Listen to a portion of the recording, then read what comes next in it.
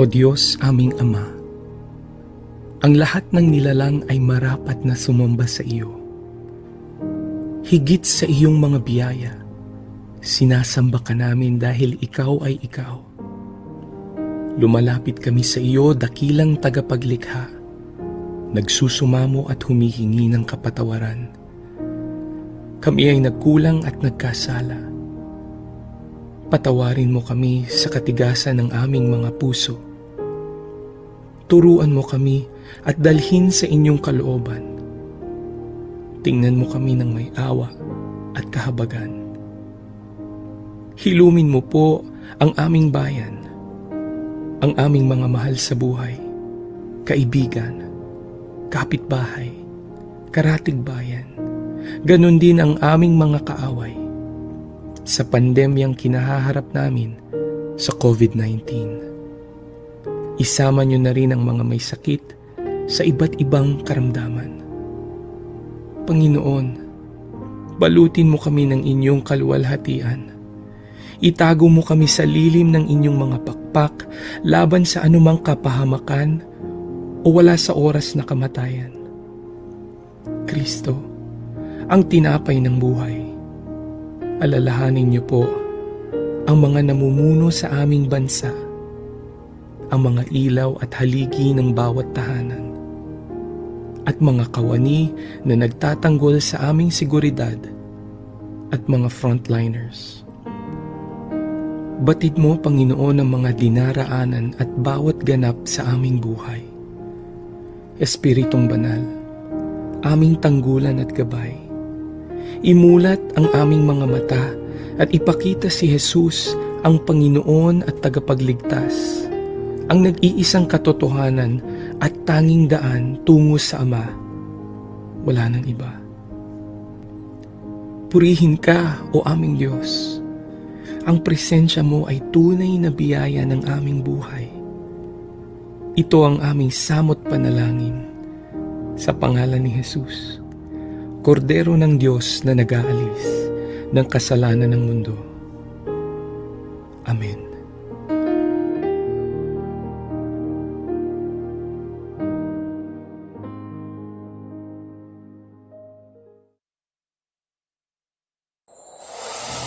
Walang kasing saya ang Paskong Pinoy. Dumaan man ang problema at pandemya, kayang-kayang lampasan basta't nagdadamayan at nagmamahalan. Ho, ho, ho!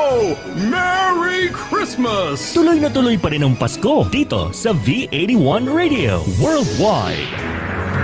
Ito ang paborito ng bawat Pilipino. Basta all hits, all Pinoy, panalo. Merong kwentong iyakan at tawanan. Kahit nasaan ka man, ito'y mapapakinggan.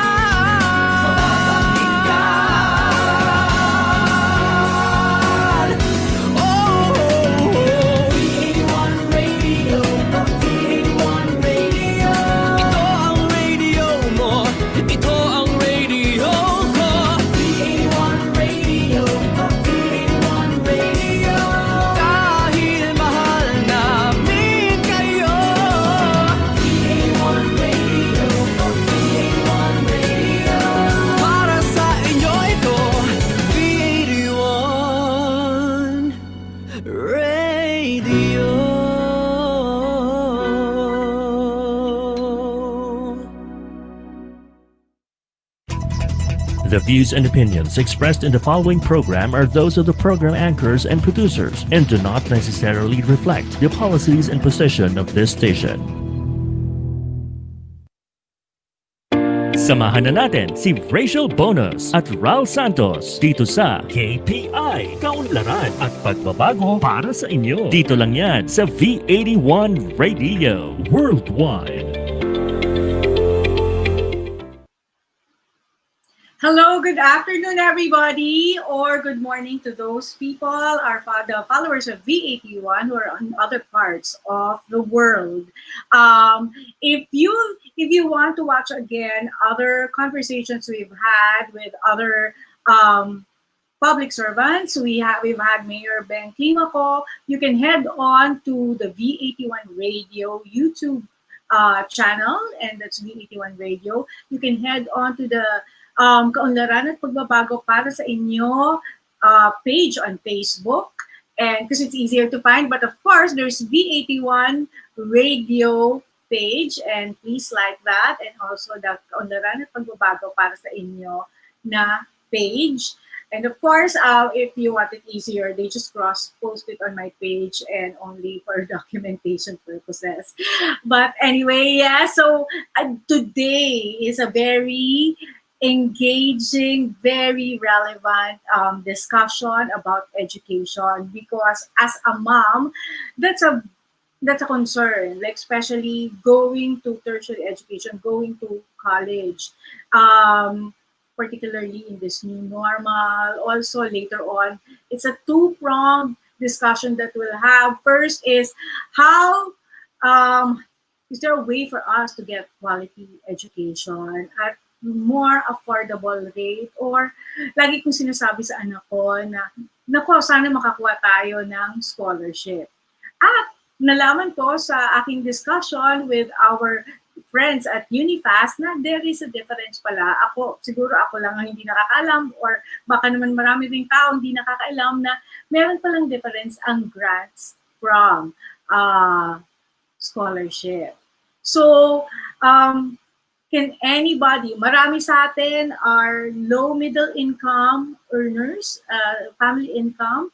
Siyempre hirap para hindi naman tayo lahat papasok sa state university kung saan ang batas ay nag-aalaw na libre ang edukasyon for college. Kung state university, what are those? Like UP, I believe PUP is also state university. So sila yung nakakapagbigay ng libre edukasyon.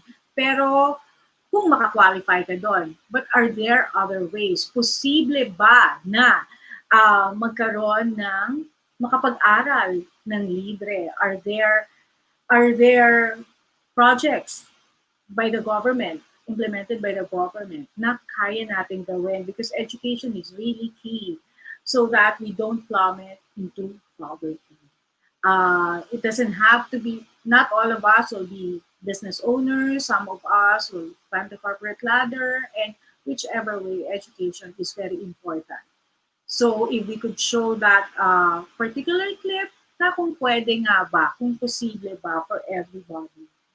Kasi marami palang ginagawa ang gobyerno.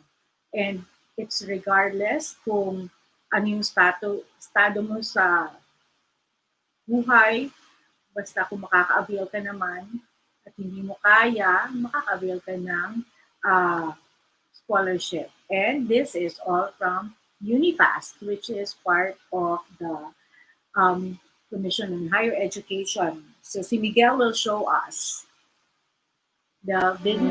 Posible. Dahil hindi hadlang ang aking edad para ipagpatuloy ang nahinto kong pangarap. Posible.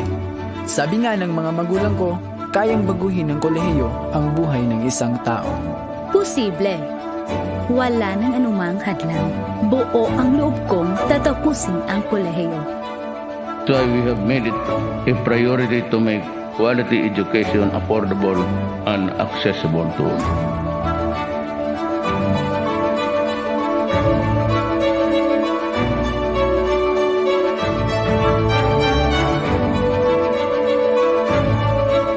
Posible.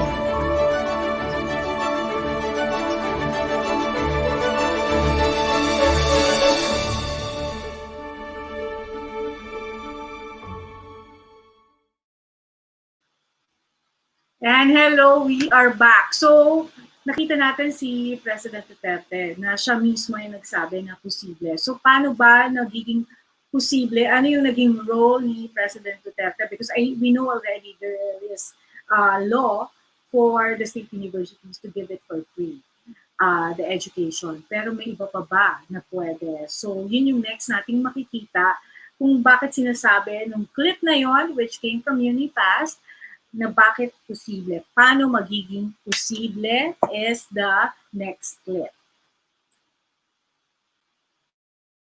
The state shall protect and promote the right of all citizens to quality education at all levels, and make it accessible to all, and to establish and maintain a system of scholarship grants, student loan programs, subsidies, and other incentives for deserving students in both public and private schools, especially the underprivileged.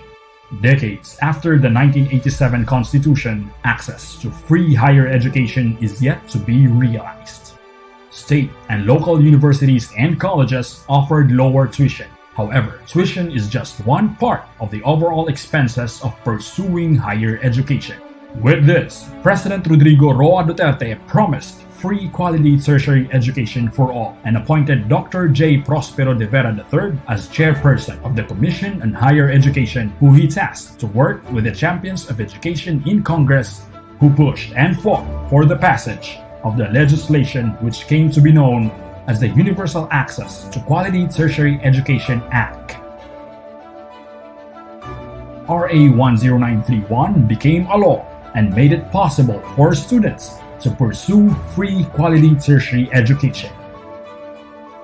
With this, President Rodrigo Roa Duterte has accomplished what no administration in the past has done or even attempted to do. Tuition and all other school fees in state and local universities and colleges are now free.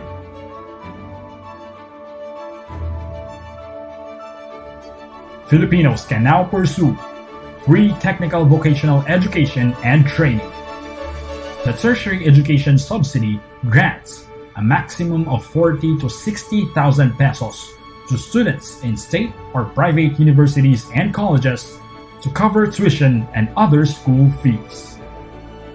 The student loan program can be availed to cover expenses for pursuing undergraduate or graduate programs including medicine and law.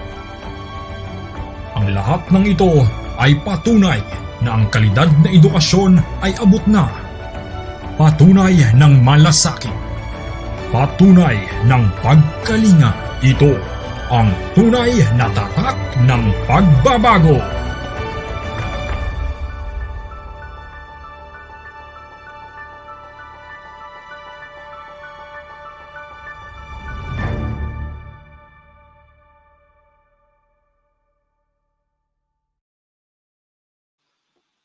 And look at that, tatak ng tunay na pagbabago, and that's what the show is all about, to feature the kaunlaran at pagbabago para sa ating lahat, para sa inyo. It's a play on KPI or the Key Performance Indicators, and one of yung importante sa pagbabago is to have education. So tatawagin natin ang we double jackpot tayo ngayon because we have the executive director of UniFast. He'll talk about what UniFast is. It is the Unified Financial Assistance System for Tertiary Education, which is created by RA number 10687. And aligned to that, ang next nating guest, and magbo-back-to-back sila, and then later on we'll have a discussion, a very engaging discussion on how we can help in education. So please stay on and up until the end. It will be Ali Medalla. She's the head of the Education Department, Education Affairs of the Department of Quezon City. And this was just created in 2019. Napaka-timely. Pati yung pagpasok ni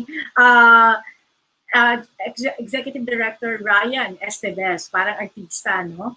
Ay swak na swak din dahil dito sa mga pagbabagong na-experience natin. So, if we could already ask Executive Director Attorney Ryan Estevez, and just a bit of trivia, he well steeped na niya in government service, and this is what I keep saying, that a lot of our government officers, these public servants, when you meet them, they're really dedicated and committed.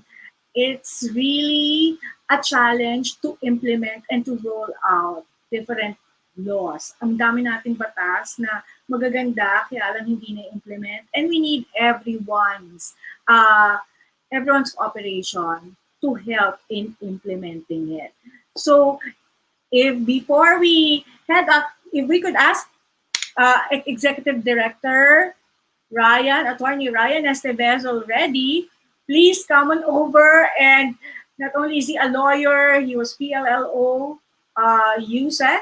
He worked with the Senate President then, Nene Pimentel, the late Nene Pimentel. Now he's teaching law at Manila Law at a course in PUP and Wesleyan and another one. Biro mo, meron pa siyang for teaching loads in different schools, all online. At the same time, ang ganda ng mga ginawa niyang presentation materials, di ba? That's what I'm saying, that how much more innovative they are. If we could have Executive Director Ryan already, Miguel.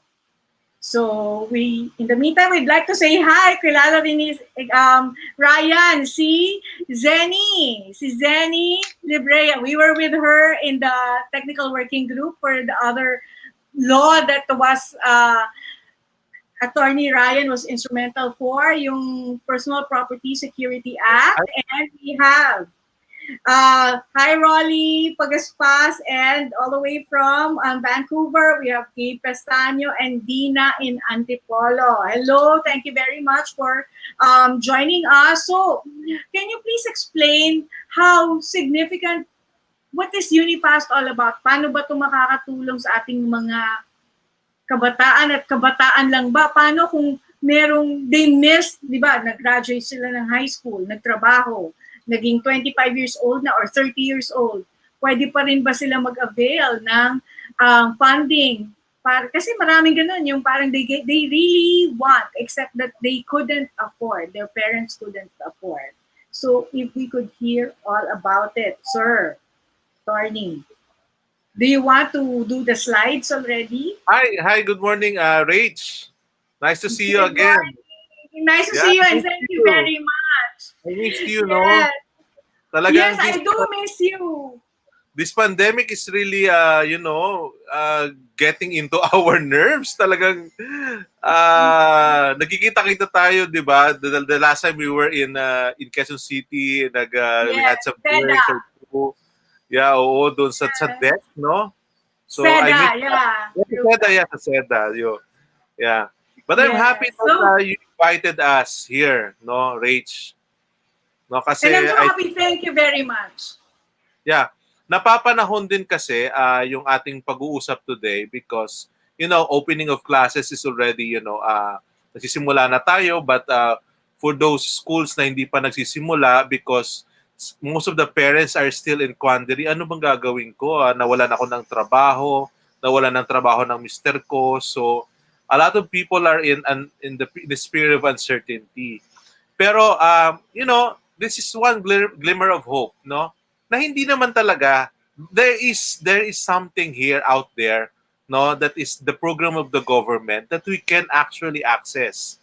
So I'm teary-eyed actually when I was looking at the videos na pinakita mo kanina. I just realized right now, Rach, na posible nga pala talaga. Posible talaga. Saka yung pagbabago is here already.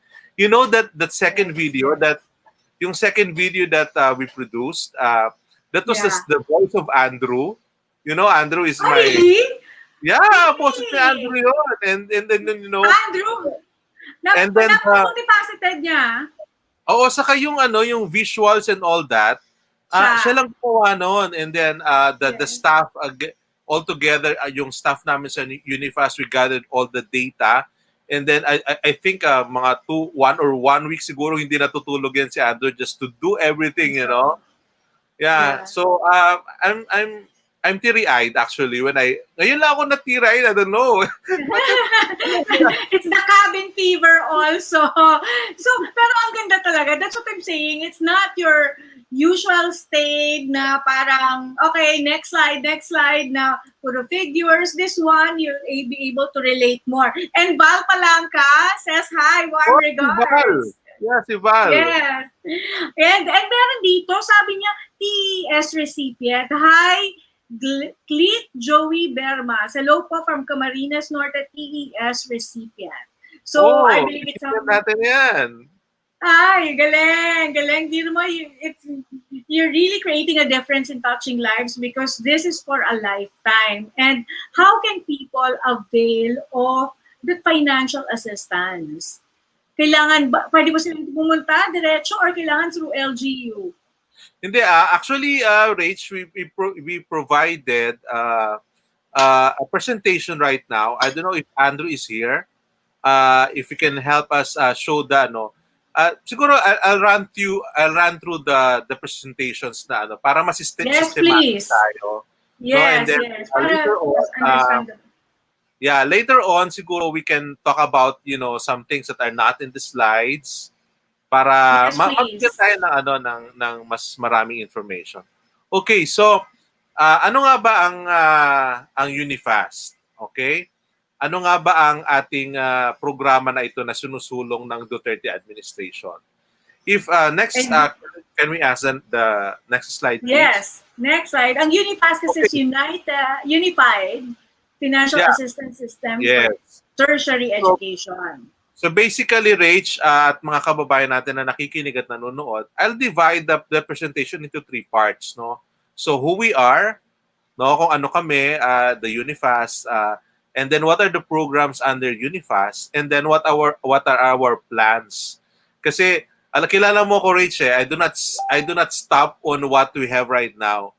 I always think, hindi ako nakakatulog, di ba? I always tell you, I have this small notebook in my headboard. Bedside, yes. Kasi minsan, pag nakakaisip ako, sinusulat ko kasi baka makalimutan ko siya eh. And hindi ako makakatulog pa hindi ko siya naisulat. No, so well, there are advantages or disadvantages to that because yung staff ko na imbis tulog na sila, biglang nagigising because may nagpo-pop up na something sa group chat namin. But I tell them naman, you're not obliged to answer. Just gusto ko lang ilagay doon because I might forget it. No? Okay, so let's... pero love na love ka ni Miss Pressy. Love na love ka ni Miss Pressy. Oo naman. I empower, I empower my staff. I give them, due recognition and, a pat in the back. Kasi, Rach, one thing I learned in public service, sometimes it feels like it's a thankless or it's you're not appreciated. There's a lot of bashing left and right, but there are still public servants who really work hard to make a difference. Pero these are the people that hindi natin na-appreciate. These are the people that hindi natin na-recognize. But it's about time siguro with your program. I'm so happy with your program, itong KPI. You're nag-download nga ako sa sa App Store. I want to see all your previous shows. No? Oh, okay. Thank you. Yeah, even during the height of the pandemic, we had to emphasize that kung sino yung pwede nating takbuhan ngayon, the core LGU code, the core of administration of government are the barangays. So, and even kasi times are different now. They really work out on a limb. And I was just talking to Mayor 𝗥𝗬𝗧𝗘𝗏𝗏 Zamboanga. Of all the things, just like you, ang dami-dami ginagawa. And then at the end of the day, pag merong bash, syempre, tao lang maapektuhan, di ba? Parang, grabe na nga yung pagod ko. You feel unappreciated. But we will see how much more you're working because knowing you nga, it's parang how to implement this, how can we, what's next to go further just to be able to implement it. So how is this Unifast going to work? Let's start siguro, Rach, with who we are. So let's see the next slide. Tingnan natin. Okay. We are the Unified Student Financial Assistance System for Tertiary Education. We were created 5 years ago, no, under Republic Act 10687, but it was actually highlighted during the time of the Duterte administration when the President signed the Universal Access to Quality Tertiary Education Act, that is Republic Act 10931. And on the next slide, I want to show you, this is the law. initially, no, in all fairness, it was signed. The concept of Unifast was during the time of President Aquino, no, Noy Aquino in Yes. 1067. But as I've said, it gained flesh, no, with the signing of the Republic Act 10931, Universal Access to Quality Tertiary Education, yung tinatawag nating WACTE. Next slide, please. Yan, yung 10931. Okay. Next slide, please. So, we are a attached agency, no, on the Commission on Higher Education. Ang mandate namin is to unify and harmonize government-funded financial assistance programs to ensure that all Filipinos, no, kung nasaan ka man, are given equitable access to educational opportunities. Actually, kanina you were telling me, Rach, no, there is a difference between grants and scholarships. Oo nga, Diba? ano nga ba? Okay. Nalaman ko lang, pwede ko bang sabihin muna na nalaman ko na may difference pala kay Miss Pressy Chan of Unifast, and hi to all the Unifast. Shout out daw. Bossing, paki-hi daw sila. Sabi Oo, ni... actually, anniversary namin sa October 15. Oy, next week na. So ano nga ba yung all our difference? staff are really hardworking and meron kaming futures thinking talaga. So talagang Yes. we're moving forward, no? Okay. Yeah. So, ano ba? Ano bang difference ng grants and scholarships? Yung grants kasi is tied up, yung scholarship is tied up with something. No, like a return service or whatnot. Okay. Pero yung grants kasi binibigay lang siya as is, no? You know, you give it to students because you're qualified, and then no return service. Unlike in medical courses and medical scholarships, meron kang scholarship grant ay return service agreement, no? Yes, Na parang yes. for every year meron kang dapat 2 years na gugugulin. So that's a Yes. scholarship. And then yung scholarships then sometimes they are tied with the general weighted average.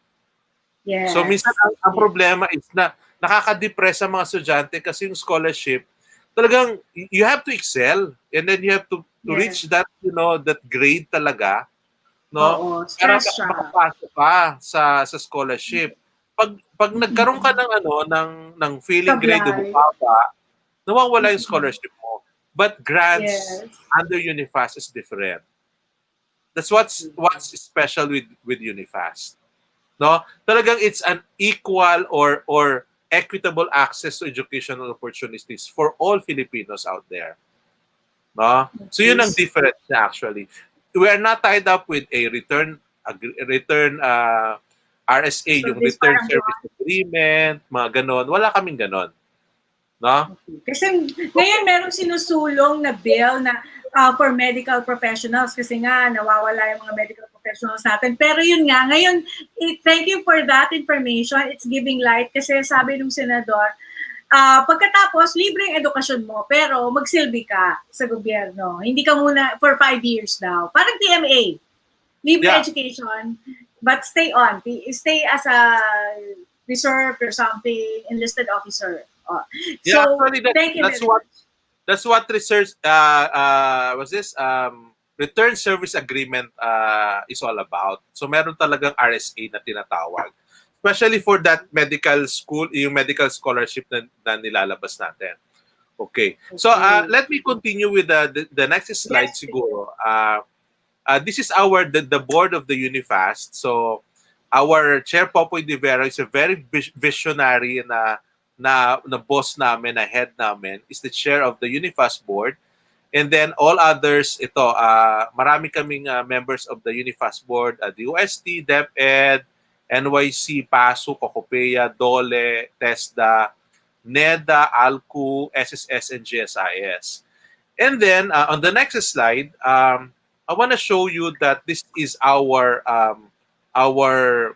mandate, no?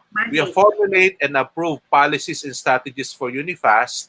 So we review existing policies ng mga, ano ba yung meron na tayong mga scholarship or grants across the agencies of the government. So ang isa sa challenge namin is to how to unify that into one. And then formulate issuance of guidelines. So that, kasi ang problema, iba-ibang agencies, iba-ibang scholarship. Pero mas maganda siguro yung one-stop shop, 'di ba? You remember that, Rach, no? Yes. Yung easy access. Yes. So parang Right. okay, if you go to Unifast, you get all the scholarships you need. Mamimili ka na lang. So that is basically our mandate. Next slide, please. So this is our programs. Ito yung programs namin. Meron kaming 3 programs, basically 4 pala. First is free higher education. So this one exempts students in state universities and colleges, like itong mga malalaking state colleges natin sa Pilipinas, and local universities and colleges from paying tuition and 13 other school fees. So libre na ang pag-aaral ngayon, no? This is a picture on the next slide noong 2018 when there was this memorandum of agreement signing between SHED and SUCs and LUCs. So libre na ang pag-aaral ngayon. So what do you get from the free higher education? On the next slide, I want to show you, but before that, paano ka magka-qualify for free higher ed? So basically, dapat Filipino ka, tapos enrolled ka sa SUC or LUC, no? Tapos, yun yung sinasabi mo kanina, may question ka, pwede bang matanda na ako, tapos pwede pa ba ako mag-qualify dyan? Yes, posible pa talaga. This has no age, no financial requirements. No? Okay. So, basta nakapasok ka sa SUC, LUC, kahit matanda ka na, you are eligible to free higher education. Libre ang yung tuition and other school fees. Kaya lang, dapat, because this is a government-funded grant, dapat undergraduate degree ka lang. So, first undergraduate degree ka. Siguro, moving forward, pag marami na tayo na pag-graduate, probably, the law could consider yung mga graduate schools. Pero for now, because of limited budget, undergrad muna tayo para marami tayong makater na mga estudyante para makagraduate sila ng kolehiyo. And then also, we should overstay. No? Okay. So, pwede mag-overstay ng... So, para pag 4 years ang course mo, plus 1 year. Okay. Diba? Oh, may MRR. Sa UP, tawag namin maximum residency. Yes. So, pero may grace period kami, ha? 1 year lang grace period namin. So, importante yan. Because we don't want naman kasi yung estudyante ay nagtatagal sa school.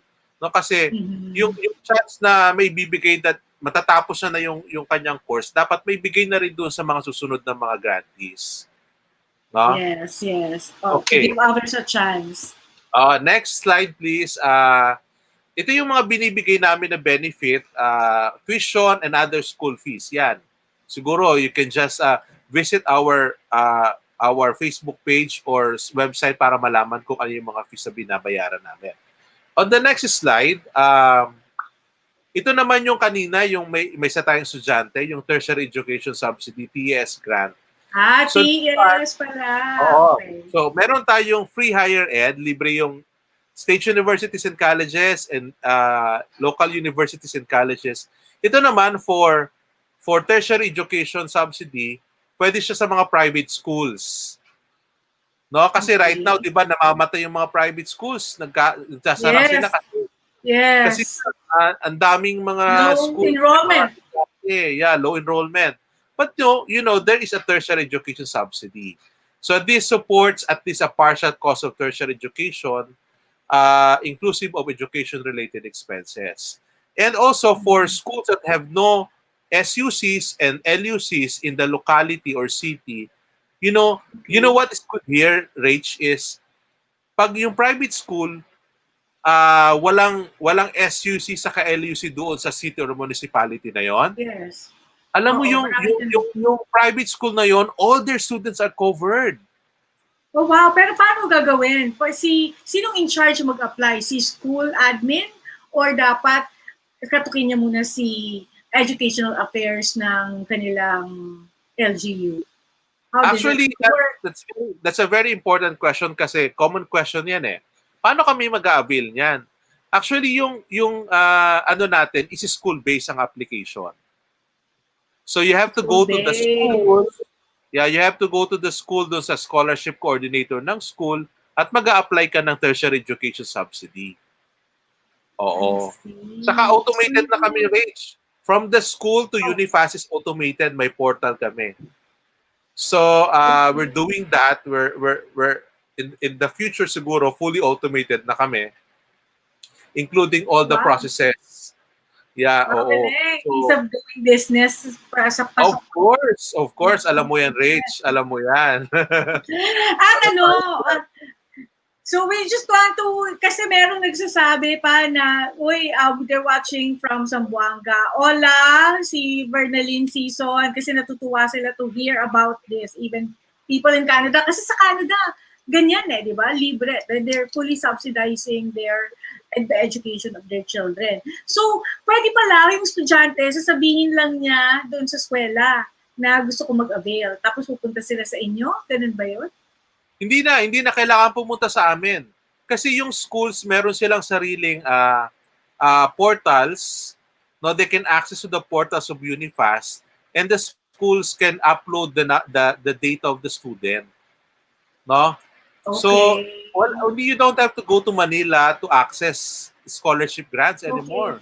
Doon ka na lang sa school. Yeah, yun yung ginawa naming system.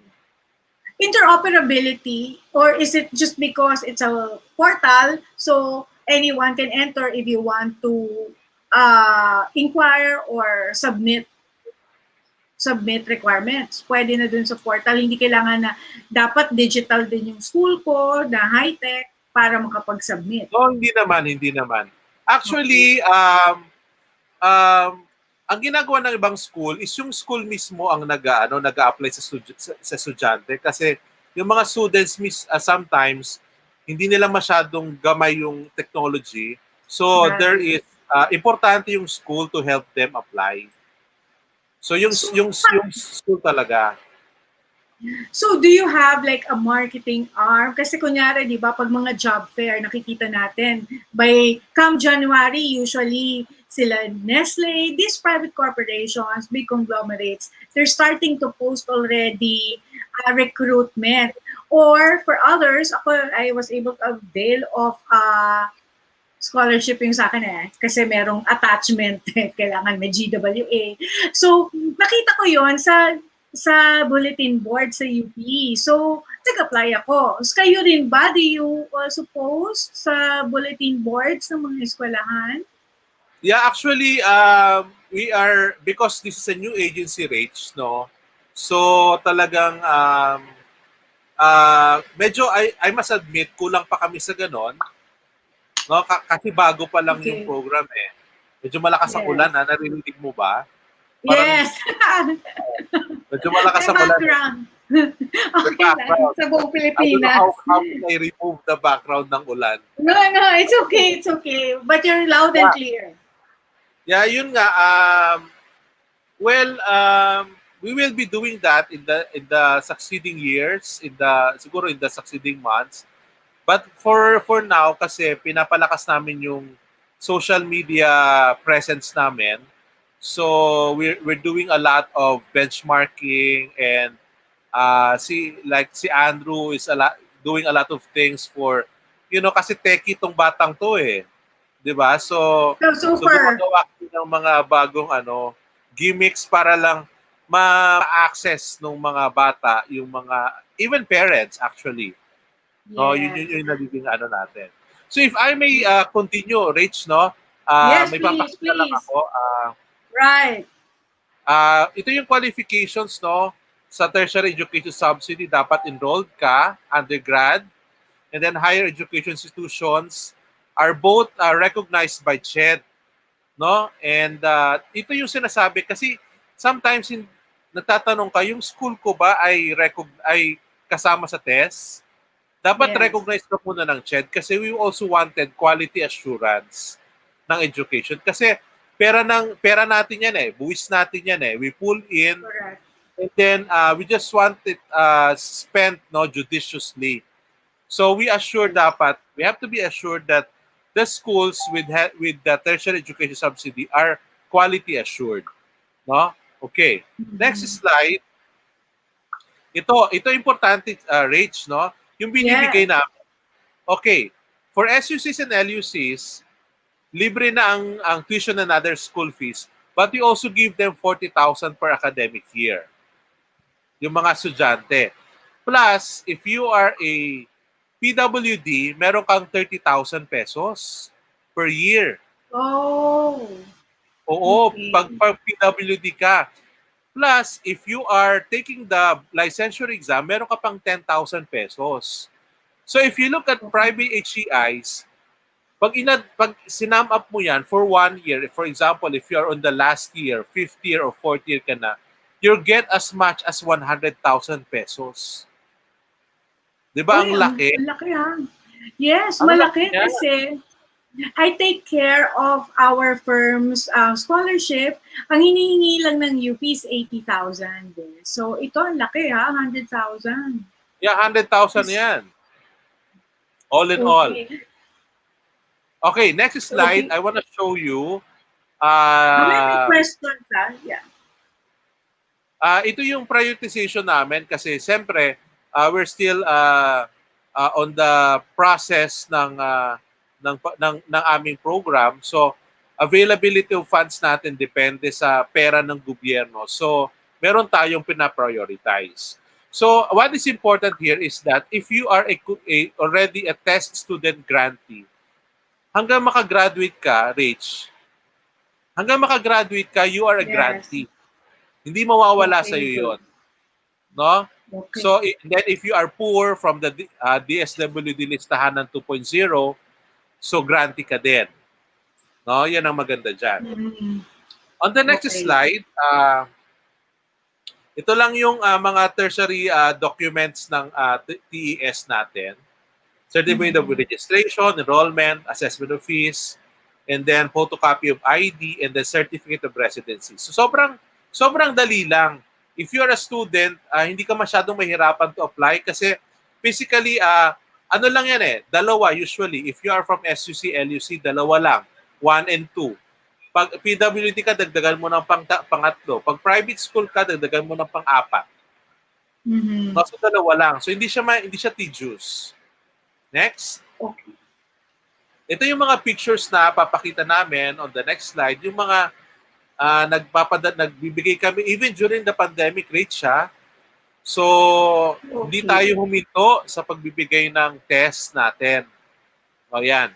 Okay. Sige, next slide. So next slide. And then ito, another program is yung student loan. No, meron tayong student loan program.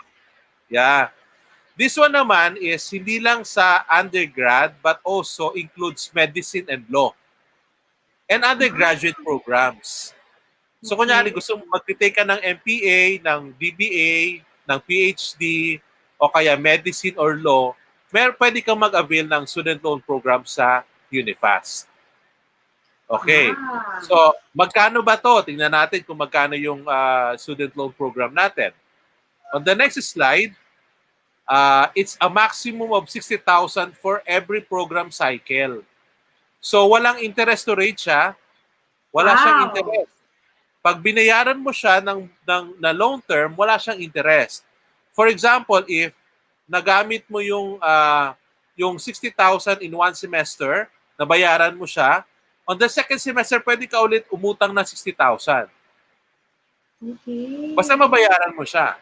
Diba? So maganda siya. Hindi siya burden sa masyado sa estudyante. No? Okay?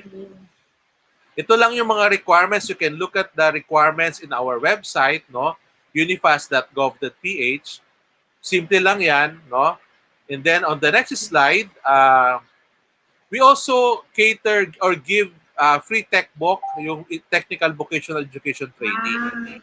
Okay. Pero ito kasi, we had a memorandum of agreement with TESDA. So TESDA is implementing this. No, yung mga vocational schools. Yan, TESDA na yan. Okay, next. Siguro next, pakita ko next. Benefits, yan. So libre sila ng tuition and other fees and training support provisions. So all funded yan ng Unifast. Okay, No, living so madami. allowance. Yeah, kasama yung allowance, workshop, shirts, starter toolkit. Tapos yung NCA, yung National Competency Assessment, libre yan. Diba? Mag-NC2 ka. Mga di ba yung NC2, NC3. Yes, Yan, yes. libre yan. Babayaran natin yan. Oo. So, just for the benefit of other people, kasi po, pag nag-test na kayo, it just so happened na meron akong kakilala na nag-test na, pero meron siyang kakayanan. Bumibili kasi ng workshop shirts para silang uniform, just so hindi ka na mag-iisip kung anong gagamitin mo, pagpasok mo, during the normal times. At meron nga silang starter kit. Kasi syempre, ginastosan din naman yun kung anong babasahin, kung anong gagawin during the vocational course. So, wing yung kinuha ng aking kaibigan. Tapos, pwede na ba magtanong or meron pa tayong kasunod para malaman nila? Konti na lang siguro, Rach. Konti na lang. Merong tatanong sila Okay, game. There's one important program that we have, yung Tabang OFW. Kasi we remember that the President said, tulungan natin ang mga repatriated, displaced, and deceased overseas Filipino workers. No, so itong Tabang OFW, meron kaming inalat na 1 billion pesos, no, for dependents of OFWs na nawala, na repatriated, displaced, or deceased due to COVID-19 pandemic. So you see, hindi kami nakakahon, no? We answer to the call of the times, Rach, no? Kaya tuwang-tuwa kami because Chair Popoy De Vera and Secretary Bello signed a memorandum of agreement to implement Tabang OFW. Sige, next please. Okay, this is just a picture, no? Nandun ako sa gilid, naka-facial kami lahat, naka-mask kami lahat. Sa left po siya. Oo. Sige, next. Yan, so we give one time 30,000. So one time yan, one-time college parang financial assistance to students. So parang si OFW will elect one student, college student, na pwede niyang i-enroll dito sa Tabang OFW. Tapos bibigyan ng 30,000 one-time grant. Wala siyang wala siyang yung strings attached. Oo, di ba? Okay. Wala siyang attachments. Hindi. Basta anak ka ng displaced, repatriated, deceased OFW because of COVID-19, you will be given 30,000 pesos. Okay. And paano nila kukunin yung 30,000? You will go to, kasi we had a memorandum with DOLE. So si DOLE will be the one to implement this Tabang OFW. So meron kasing ang DOLE and OWA has a list, a data of those OFWs na bumalik sa Pilipinas. No, at hindi pa nakakabalik abroad, so medyo nahirapan. So they can apply to sa DOLE and OWA websites, or they can call. Meron tayong mga landline numbers here na they can contact directly. No, simple lang. We will help them. Okay. Yan. So is it 33,000 plus OFW. Ayan yung mga hotline po, 1348 at iba-iba pang number para makontak nyo sila. Kasi, paano, madali bang makakontak? Wala ho ba kayo nakukuha ang feedback na, ay, hindi kami makapasok. Katulad kunyari sa Globe, the whole time. In-admit naman nila ngayon, last week, na kasi nga sa pandemic, hindi nakakapasok yung mga customer service agents nila, so walang sumasagot. So, in your case, meron namang active. Yes, meron yan. Kung hindi makontak siguro, Rach, siguro, kasi karamihan sa atin gabi na di ba? Yes. PC. Pwede ka mag-email. So you can send an email. So pwede naman yon. So we're looking at helping a minimum of 33,000 students for the Tabang OFW. So yeah, and this is just for the Tabang OFW. Paano yung isa na scholarship, grant na aside from Tabang OFW. Kasi itong OFW, this is for the OFW children. Yeah. Children of OFWs. Yung isa kanina, paano, ilan yung projection nyo? Actually, ang projection namin in the last year, sa free higher ed, we were able to help around 1.3 million students. So, ngayong taon, we're looking at 1.7 million students. For tertiary education subsidy, I think ang nag-apply na sa amin is almost 1 million. And then we're about to cater siguro mga 700,000 students. So imagine nun, ang dami niyan, 700,000 students. Yeah. Right. So, merong nagtatanong dito kung continue ba ang old TES grants ngayong 2021. Ang TES is under you also. Is that Yes, the tertiary education sub? And is that an umbrella, whether it's OFW, tabang OFW, and financial, yung isang sinabi mo, sir, on the higher education? Si TES kasi is another program, no, of the Unifast. Si Tabang OFW is a one-time grant under the TES. So ang tanong dyan kasi, Rachele, continuous ba sila? Actually, si one-time grant na Tabang OFW, for this year lang yan. Okay. So, yes. Yung TES kasi natin, Rach, once na maging TES grantee ka na, hanggang makatapos ka, you'll be TES grantee. Ngayon, kasi meron bagong portal para apply ulit. Mag-a-apply daw ba ulit or posibleng mapalitan ang old? Yun yung tanong ni Jason Buenaventura, Misa Merez. At saan sila pupunta? Kunyari, hindi pa nare-release yung kanilang budget for the second SEM pa raw ng 2019, 2020. Meron bang kailangan puntahan para ma-address yung concerns nila?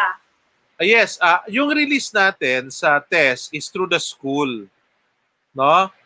Pina-process kasi namin yan eh. So, it's in a form of a reimbursement. Okay. So hindi siya naibigay before the semester. Yes, sa school siya. So, tinitingnan namin yung mga documentary requirements. So, titingnan namin yan. So, once okay na yung documentary requirements ng school, ita-transfer namin yung pera sa school. And then the school will give the TES to students. Okay, so that means para hindi ma-overwhelm si HQ or headquarters dito sa Manila, meron kayong per LGU na Unifast office? Well, that's a good idea sana, but right now, because it's a new system or a new office, meron lang kaming regional offices.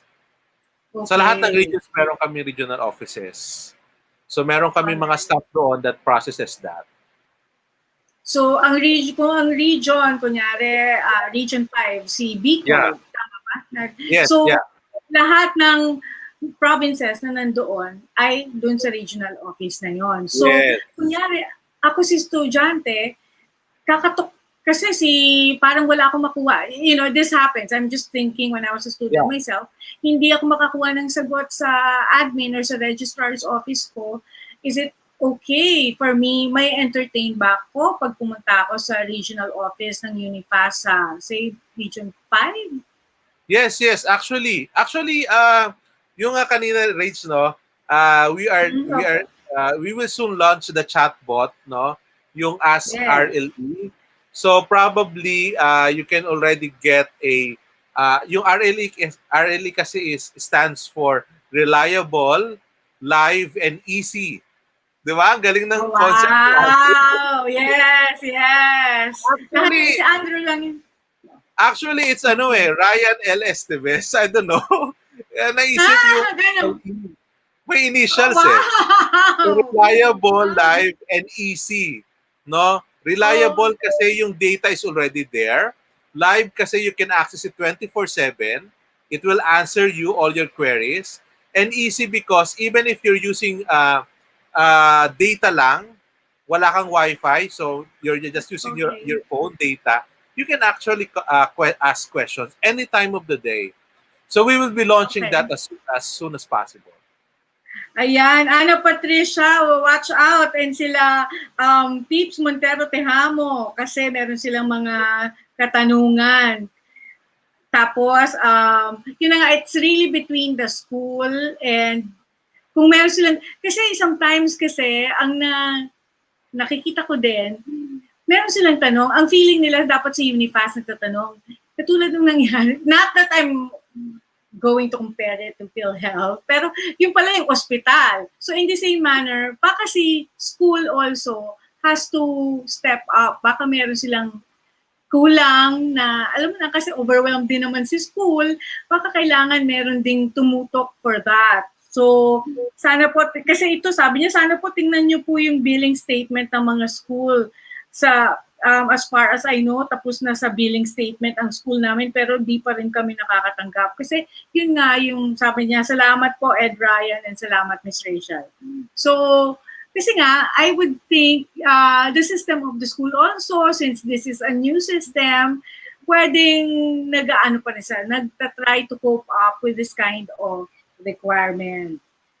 And then, meron to, kasi I'm not familiar, but if I may ask this, sabi ni Ana Patricia, required po ba na ibigay yung 20K sa school bukod pa po sa bawas ng tuition fee? Yeah. Buti natanong yan kasi that's 60,000 yung test, no? Yes, But yes. a sharing agreement between the school and the students. No? Okay. So the sharing agreement, yung tuition and other school fees, ang cap niya is 20,000 para sa school. So yung 40,000 para sa estudyante. So question, sir, paano pag yung tuition and other school fees ng school ay 8,000 lang? O di may difference pa from 8,000, so may 12 pa. Dapat ibigay yun sa estudyante. Kailangan ba ni school ng MOA with Unipass just so yes, we have a MOA with the school. And then when they apply for when they are grantees already of TES, meron silang sharing agreement na pinipirmahan with the school. So ibabalik sa nila yung remaining na yon. Oo. Tapos meron din parang nag-audit na dapat may reporting si school na parang liquidation niya. Yes, actually yes. We look into that. We look at the audits ng mga schools, yung paano ginamit yung pera. So they submit to us the parang payroll that all the students already got their tests. Okay. Tapos and other documentary requirements. At meron naman doon sa free higher education, meron kaming tinatawag na administrative support cost. So that's 3% of the total amount. So meron namang napupunta rin sa school, no, in terms of hiring new employees for that purpose. So, wow. So yeah. Hindi sila talunan kasi like how other banks felt before na additional work sa kanila, kunyari yung retirement assistance program kasi nga that's yung kadagdagan na task. So actually it's a win-win situation for them. It encourages more students to enroll because they can most likely avail of the grant. And at the same time, no one's losing because they're not shelling out of their pocket just so this can be done. And they get 10% of the cost. Yes. Sa Bicol daw ba this is actively implemented sa Albay? Yes, I'm from Albay, yes. Yes, sabi ko nga sa kanya, tatanong natin yan, taga Bicol si attorney. Tapos sabi, yes, it is already sa Region 5. Kaya ko rin... It is actually nationwide. Nationwide na tayo. Okay, nationwide. So, paano kailangan nila gawin? Katulad yan, di ba?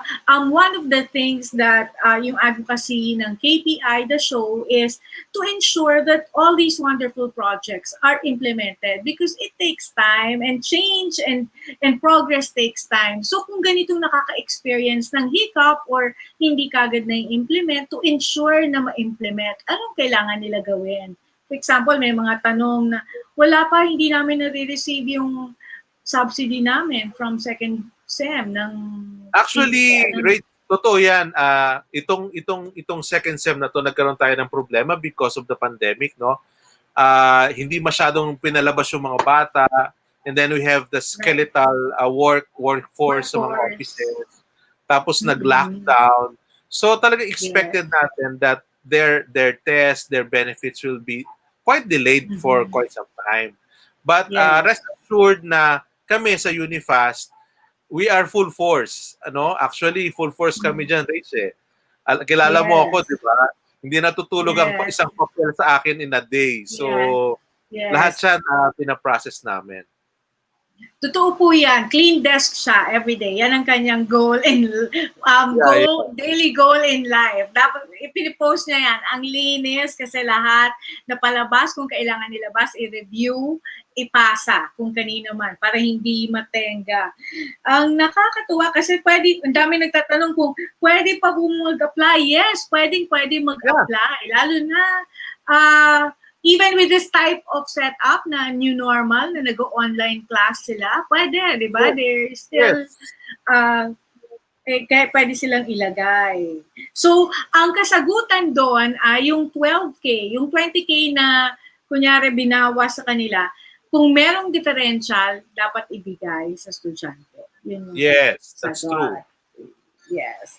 Okay, so we'd like to greet Eunice Salamanca. Thank you, sir. Sana makatanggap yun din. Please, we're explaining to everybody just in the same way na na-experience nyo sa ibang parte ng buhay natin. Yung pandemic really caused the delay. Ako, even in the school, dun sa school ng anak ko, nagkaroon din talaga ng catching up. And I have to commend the schools also because they stepped up. They had to relearn. Meron ako mga teachers na kaibigan. They had to relearn how to conduct classes online, and it's no joke because engagement-wise, iba. Preparation of the student materials. At everyone, ladies and gentlemen, si Attorney Ryan po ay isang guro. She teaches higher education. He's teaching in Manila Law. Saan ba human rights? Wesleyan? Manila Law, I'm teaching legal research. Tapos sa Wesleyan University, I'm also teaching human rights. Tapos nagtuturo din ako sa graduate school ng mga graduate courses. Yes, and very apt na nagtuturo siya ng local government. Yeah. And ano yung connect nun? Because ang kanyang boss is the great late Senator Nene Pimentel, who is the author of Local Government Code of 1991, which also I can see the connection na is giving way to these kinds of projects because local government code is allowing each province to be on its own to be able to create projects to help their own locality, such as funding assistance for tertiary education. Yes. Paano raw to, Attorney Ryan? Kung may private scholarship ang student, makakakuha pa ba siya ng 60K sa TES? Sa tertiary? Actually, depende sa scholarship yan. So, pero kasi ang Unifast kasi, one scholarship lang talaga tayo. But if you are getting a scholarship, for example, from DOST or from other government agencies, pipiliin mo kung ano yung mas malaki. So, gano'n naman na yan. Hindi pwedeng... Pero ang kagandahan sa amin, Rach, pag naging test grantee ka na, hanggang makatapos ka, test grantee ka. Paano kung with kunyari second year, naging eligible ako for this scholarship of, say, a private institution, test grantee na ako. Pwede ba yun? Okay lang yun. It's not a government scholarship. Okay lang yun. Kasi private yun Okay. O yan, Princess Anggana. At sabi ni Johnny, nakakataba ng puso makarinig ng ganito. Sabi ni Jonel Balyares Subararse, maraming salamat Unifast from Holy Trinity College of Sur, Bato, Camarines Sur. Malapit na sa inyo. Maraming salamat. Apparently, siya. And Jert Michelle, sabi, ayun, salamat po. Bale, sa focal person pa rin po ng school namin ipapasa ang requirements. Yes. That's true. Okay. sabi ni Vernaline, sa PWT po ba, magkano po ang additional grants? Magkano na nga? Additional 30?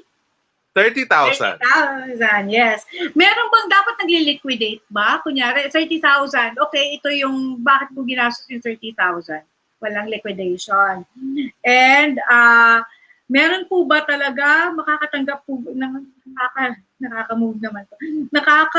Makakatanggap po ba ako, WMSU, diplihan po ako, Zamboanga, Sibugay. So, West kahit sa Sibugay, Oo. yes. Visayas Okay. yan. State University. So, Yes, oo. Yes, okay. Thank you, Unifast. Marami kayong natulungan na students from Divine Mercy College Foundation. Kakatawa, no? Pag makakarinig ng ganyan. Okay. So, again, kung meron kayong katanungan, kunyari sa Batangas State University, meron siyang katanungan about distribution, let's find out also what the school, kung na-submit na ba lahat. Kasi that, I think it's important also to ask pointed question, yung talagang precise questions. Kasi otherwise, very Pinoy yan eh. Ma'am, may sasubmit pa ba? Nasubmit na ba? Oo. Pero kung mas alam mo yung... Actually, Rach, yung Batangas Yes. State University kasi was among the state universities na nagkaroon ng compliance issues. Na okay, see that. So naiwan siya. So hindi namin na-process agad because may kulang. But actually, nakapag-apply na sila. So we're in the process of sooner, actually, makaka-receive na sila ng payment. Kane or Kain, ang galing ni Edie Ryan, no? Nasagot niya agad yung ano mo about the Batangas State.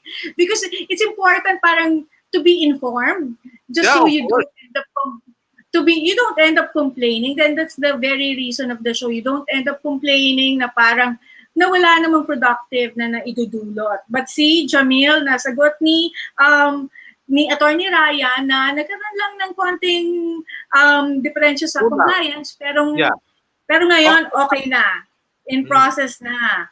Thank you, sabi ni Princess Angana, thank you so much po, Attorney Ryan, kasi nasagot daw yung katanungan niya.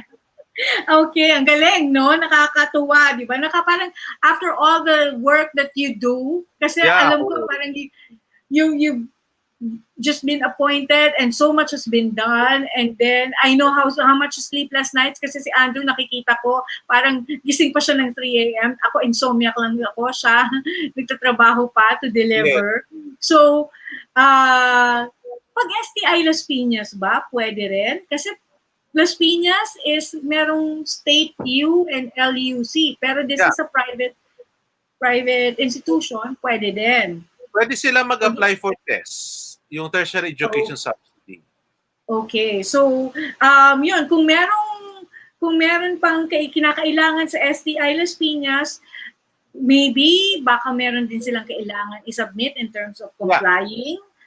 All right. So thank you po sa mga answers sa questions namin. Sabi ni Jert Michelle, nakapag-release na ba ng second sem? Proud daw. Salamat po, Ms. Rachel and Attorney Ryan for answering queries. Proud Unifast graduate. Oh my gosh, Peach Montero, Tejamo. Ang galing. Ang galing. Okay. Hello po, good afternoon. Nakapangalan po ba talaga ang check sa school? Hindi po ba pwede sa students? Sabi ni Elise Santiago. Yeah, that's a good question, Rach. No? Actually, we have this memorandum of agreement already with Land Bank. So alam ko, gusto mo to, we're teaching financial literacy sa mga estudyante. How? So, alam mo yan. Yes. Sabi ko, pag nasabi ko to, magriring ang tenga ni Rach nito. So, the upcoming program right now, that test will already be given to students via their ATM Land Bank. So yung land bank na yon, so they can already save, receive the money there, automatic na siya papasok doon. So they have to make an account sa land bank. Ganun Yes. ba? In fact, magti-testing na kami, may pa-pilot testing na kami ng several schools by this month. No, naghanap na kami ng mga schools na pwede nang i-test sa pilot testing natin. So, di ba? Okay, galing. Financial literacy. Yes, yes. So, magkakaroon sila ng ATM that they, Yes. kasi yung ATM usually now, ano na rin siya, the debit card can be used as a payment system. Yeah. So, okay. The grantee, hindi po ba maapektuhan ng TES if the grantee apply for LGU or provincial scholarship? Hindi. Hindi din. Okay. Tapos, maraming salamat Unifast working student po ako. I hope po di ako matanggal. Hindi, di ba? I hope continue po na, kasi hanggang matapos yun ang concern niya. Kasi na-assure tayo ni Executive Director Atty. Ryan na once you are a TAS, as long as you stay within the allowable residency bilang estudyante sa iyong eskwelahan ay pwede, TES ka pa din. You'll receive your subsidy. May question Sabi lang niya, dyan, Rach. Kasi, di ba, sometimes hindi may iwasan na mag-stop ka ng schooling mo. Yes. So, you are given 1 SEM to stop. Parang LOA, leave of absence. Para mag-LOA ka ng 1 SEM lang. So, dapat, the next SEM, mag-enroll ka ulit. But you have to inform the school na nag-LOA ka. Yes, may form Otherwise, wala. Yeah, may form. Okay, sabi ni Jason Benaventura, Misa Meres, maraming salamat po Sir Ryan, nasagot niyo po kami. And, okay, yung mga hindi raw, kasi yung iba raw hindi nakakakuha ng update from their school kasi wala pa raw update. Si Ched ba dapat ang mag-update or si Unifast? Actually, si school ang mag-update actually. Si school kasi the disbursement of tests and free higher ed is already in the school. Sa school yan Okay. Kasi sabi niya wala pa raw, sabi ni school sa kanya, wala pa raw update si Ched. Kaya hindi pa raw nare-release. Pero yun na nga, just as Attorney Ryan mentioned, everything is going back to normal in terms of processing. Yeah. We did have delays because of the pandemic. Thank you so much. Delay mo ng konti. Yeah, sabi ni Nico Oison, sana po, ano ba yung tanong mo, Nikki Oison? Thank you, Sir Ryan. Thank you, Unifast. Magkaroon na po kami ng bagong ATM. Tuwan-tuwa sila. Siyempre, kasi ako din naman, nung estudyante ako, siyempre, that was a long time ago. Wala pa rin naman akong ATM. So, kahit nung nag-scholarship ako to receive my stipend, to receive my stipend, I had to PNB pa noon, hindi pa Ladba. I had to line up for a long time. Usually, my whole lunch time was spent on getting my stipend, lining up para kaming lumilinya sa Blockbuster ni Sharon Cuneta. At least, napakaswerte niyo po. Meron na kayong ATM. Good afternoon. Required po bang magbawas ng 1K per student ang school dahil daw po sa pag-aayos ng papers for TES? Yun ba yung 3%? No. Hindi. No. Kasi yung school meron na siyang may part na siya na admin cost Na admin cost. Pero can they go to you? Because this could be let us know kung ano yung mga binabawas na yun. Kasi for all we know, yung binabawas na yun, hindi siya allowed. Ibawas sa estudyante. Kasi merong part may 20,000 na for schools na cap Diba? So doon dapat kukuhanin yung out of the 60,000, yung expenses ng school, kukunin mo doon sa 20,000. Okay. So, ayan, kasi sabi ni Nikki Oison kanina, sana po masagot yung tanong ko. Ngayon, ang sabi na niya, salamat po sa pagsagot sa tanong ko. Ganyan talaga si Edie Ryan, laging may sagot. Pag hindi niya, dati pag ka-meeting ko siya, pag hindi niya alam yung sagot, tatayo talaga siya. Tapos sabihin niya, pakitingnan nga kung ano yung anong nangyayari. Yeah. So, yeah, he's the type po talaga na... Hindi tayo makakatulog dyan, Rach, alam mo yan. Oo, kahit na parang feeling mo, na-mention mo lang yung sagot, talagang tatayo siya para malaman yung sagot. Lahat po ba ng beneficiaries magkakaroon ng ATM? Exciting yung ATM, ha? Yes. Okay. Sabi ni Jason Mires, thank you Unifast from Leyte Normal University. Nakakatuwa to know that people actually get. And sabi rin ni Ellie Chelsea Mangonon, thank you very much. You know, it is so fulfilling to get these kinds of reactions, no? Kasi you feel that it is making a difference in other people's lives, actually. And Yes. to be able to answer their questions if in they're at that stage na nagkakaroon ng challenges to get education, to be educated. And alam mo, di ba, as a young person, you always have that yearning because you know that that could be your gateway to have a better life, if not a very successful life. So we will have Attorney Ryan back later, but we will find out more from Quezon City on what's happening in the landscape of their education now that it's the new normal. And we are very fortunate to have a very pretty, alam niyo, sabi ko sa kanila, dati kasi nung bata ako, medyo matatanda ang ating public Bata ka pa, servants. Rach? Ano ka ba? Pero ngayon, iba na. Sabi ko rin kay Ali Medalla kanina, alam mo, when we had Mayor Ben Climaco, she is so beautiful. And then napansin ka agad, actually nung kinontak ko syempre nag-stalk ako, inalam ko kung sino si Miss Ali Medalla. Aba, nakita ko magandang tao. Sabi ko sa kanya, wow ma'am, ang ganda mo pala.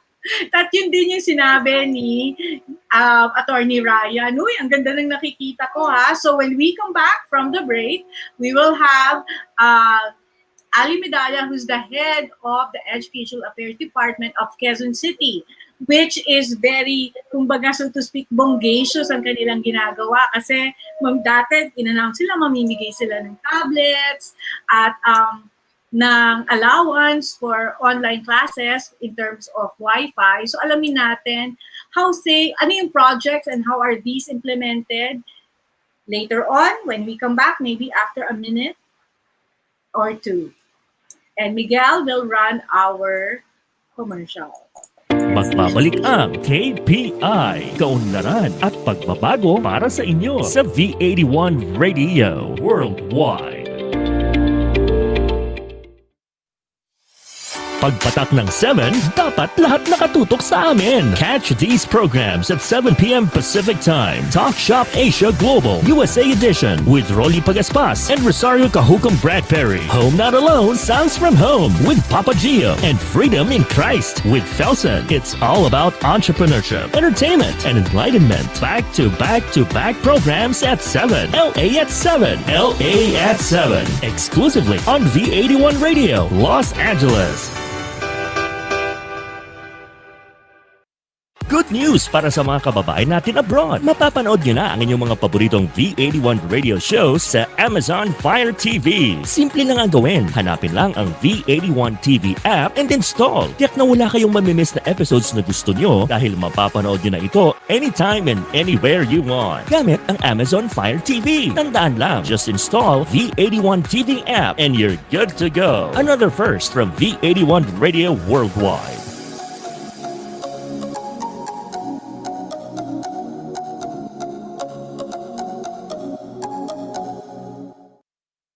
Balikan na natin ang KPI, Kaunlaran at Pagbabago para sa inyo sa V81 Radio Worldwide.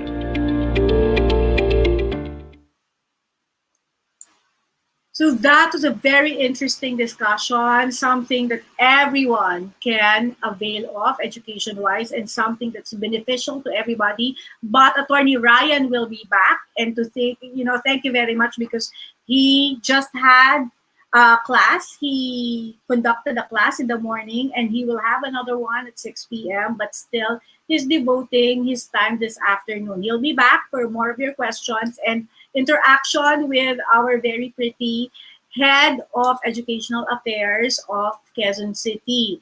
Ang nakakatuwa dito because just so timely, when the educational affairs was created in July 2019 na in-announce ni Mayor Joy. So siya yung nag-head who is a 3-time konsehal sa Quezon City. Imagine yung kanyang dedication, and then continued government service. And that's what I keep telling everybody, that when you meet people in government, it's not like in the olden times na parang merong lag in service. Nagkakaroon ng lag in terms of implementation, yes. And of course, when it's a new project, it can have birthing pains or the startup pains. Kasi syempre lahat tayo hindi pa natin alam. Just like kung paano itong education in the new normal. But rest assured, nakikita ko naman po, talagang nagtatrabaho sila. And we'll call in our 3-time counselor sa Quezon City. And she was in charge of District 2. And then later on, na-divide yung District 2 kasi napakalaki ho ng mga distrito sa Quezon City, which is making it challenging to implement anything also. And I've experienced that nung kausap natin yung mga barangays in Quezon City and the Quezon City Barangay Community Relations Department na si Mr. 𝗖𝗂𝗧𝗘𝗩𝗏. Hi, thank you very much for connecting us with Miss Ali Medalla na ang tatay niya ay isa ring konsehal at ang kanyang kapatid ay konsehal incumbent. So if we could have Miss Ali Medalla, si Miguel na ating makikita. Ayan, tingnan niyo ho, ang ganda. Kanina walang ayos ho, maganda na siya. Pero ngayon may ayos, mas lalo siyang maganda.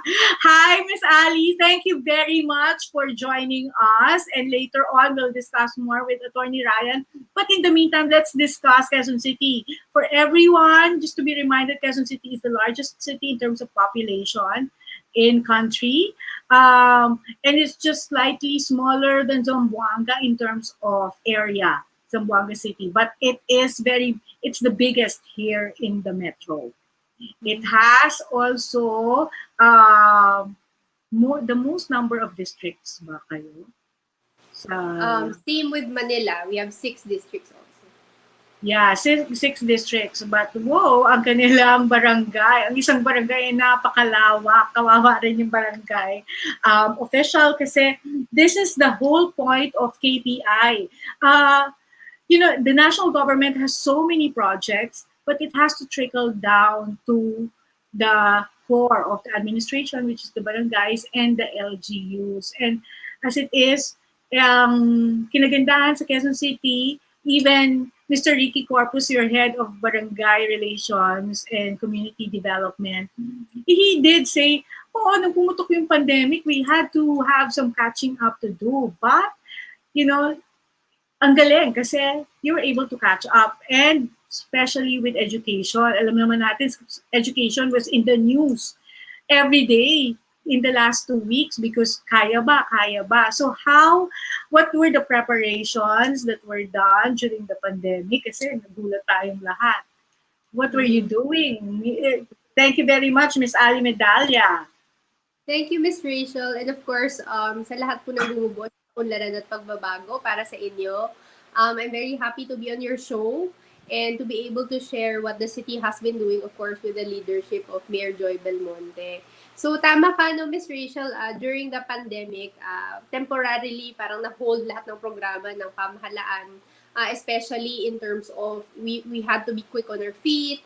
I was sharing with you earlier, we had to take on different roles. I was head of education, but I was also helping with the implementation of some programs during the pandemic. However, in the same time period, we realized na kung yung dati naming mga programa ay mukhang hindi nababagay dun sa mga programa for the new normal, yung new term natin na pen because of pandemic, hindi ba? And in Quezon City, I'm very happy to share with you that Mayor Joy as a leader kasi, she's very agile and very quick on her feet. Siguro may time na there was some question on what the city was doing. I assure you, we were doing it without having to broadcast everything that we were doing. So for education, the initial thing that we did was really to look at the budget of the Special Education Fund, of course, for basic education. Siguro hindi, maganda rin maipaliwanag, Ms. Rachel, na ang LGU, lahat po kami, we are here to support the programs of the national government. Of course, basic education is the mandate of the national government through the Department of Education. Ang mga lokal na pamahalaan nandito para magbigay ng suporta. And we are very grateful to the Department of Education led by Secretary Leonor Briones because she has not been amiss with their duties, no. And there's so many schools in Quezon City. In fact, we have about 160 elementary and high schools na public dito po sa ating lungsod. At meron po kaming sa ngayon po natatalang nasa 430,000 students enrolled in the public schools lang. So it's really a challenge. But during that time, as I was saying, we had to go back and look at our programs and see how we could adjust. And we had surveys also done as well. Kinapa po natin yung pulso ng mga magulang, ng mga bata, how they see it being done, yung blended learning or yung distance learning. And of course, the first thing that was always mentioned was the access to technology, which is, as you know, look at us now. We're actually broadcasting this interview via the internet, diba? And so, siguro one of the main and apparent programs that the city has done is to provide the technological support. So with that, we provided 176,000 tablets, Samsung tablets to all our high school students here in Quezon City. So ang basis po ng 176,000 was, of course, yung enrollment of last year. But I am also happy to report na na-exceed po kasi natin yung enrollment from last year. So ang rate po ng Quezon City, 102% compared to the enrollment last year. Something that we did not expect kasi nung simula very hesitant yung mga magulang. Paano matututo? I mean, traditionally, we learn through face-to-face instruction. Yes. But I think we were pushed then and forced to shift the paradigm, di ba? And to accept changes. And siguro maganda na rin siya for us. Albeit some challenges you've mentioned, no? May birthing pains. So siguro, if you ask bakit high school, it's quite expensive to provide all 430,000 pupils with tablets. And so with the consultation of the parents, the teachers, the schools division office, we decided also that in support of elementary students naman, we provided for the initial module, printing of their modules. So ito yung parang homeschool where the parents go to the schools, pick up their modules, for the rest of the week, sasagutan po nila yan kasama yung anak in consultation with the teachers and the advisors. And then the following week, babalik po nila at papalitan ng bagong modules. So it's really something that we also ask the parents to give their full cooperation na. Kasi ngayon, kung dati sila ay taga kasama sa bahay, hindi ba yung normal parenting natin, sila na ngayon ay learning partner at tumatayo ding guro kasama ng mga teachers natin sa public schools. So, in addition to that, we have also provided, as you mentioned, our teachers with data. So the tablets come with data. So it's loaded already with internet, monthly seeded to the tablets. Mayor Joy wanted kasi the full experience. Kasi, syempre, you have a tablet, but now you have to have access to the internet. So sabi niya, hindi pwedeng tablet lang yung provide. We have to provide the data as well. For our teachers naman, because we also have the largest number of teachers in the metro, we have about more than 14,000 teachers in our public schools. We agreed na we will just initially provide 3,200 tablets, laptops for our teachers shared in our schools, and 1,000 data allowance for their internet as they prepare their modules. Isa pong difficulty that they would always mention, hi Teacher Chris, siya po yung head ng aming teachers dito sa Quezon City, was of course the teachers have to constantly communicate with the parents given na nasa tahanan lang sila. So yung provision po ng ating pong call and text at internet, yan po yung binigay natin sa ating mga guro. At aside from that, ang ating mga guro dito sa Quezon City patuloy pong nakakatanggap ng kanilang monthly allowance aside from their salaries that they get from the national government. So this is a commitment, a continuous commitment of the local government to ensure that our teachers feel naman that we are very thankful and grateful for all the sacrifices they are doing for our children here in Quezon City.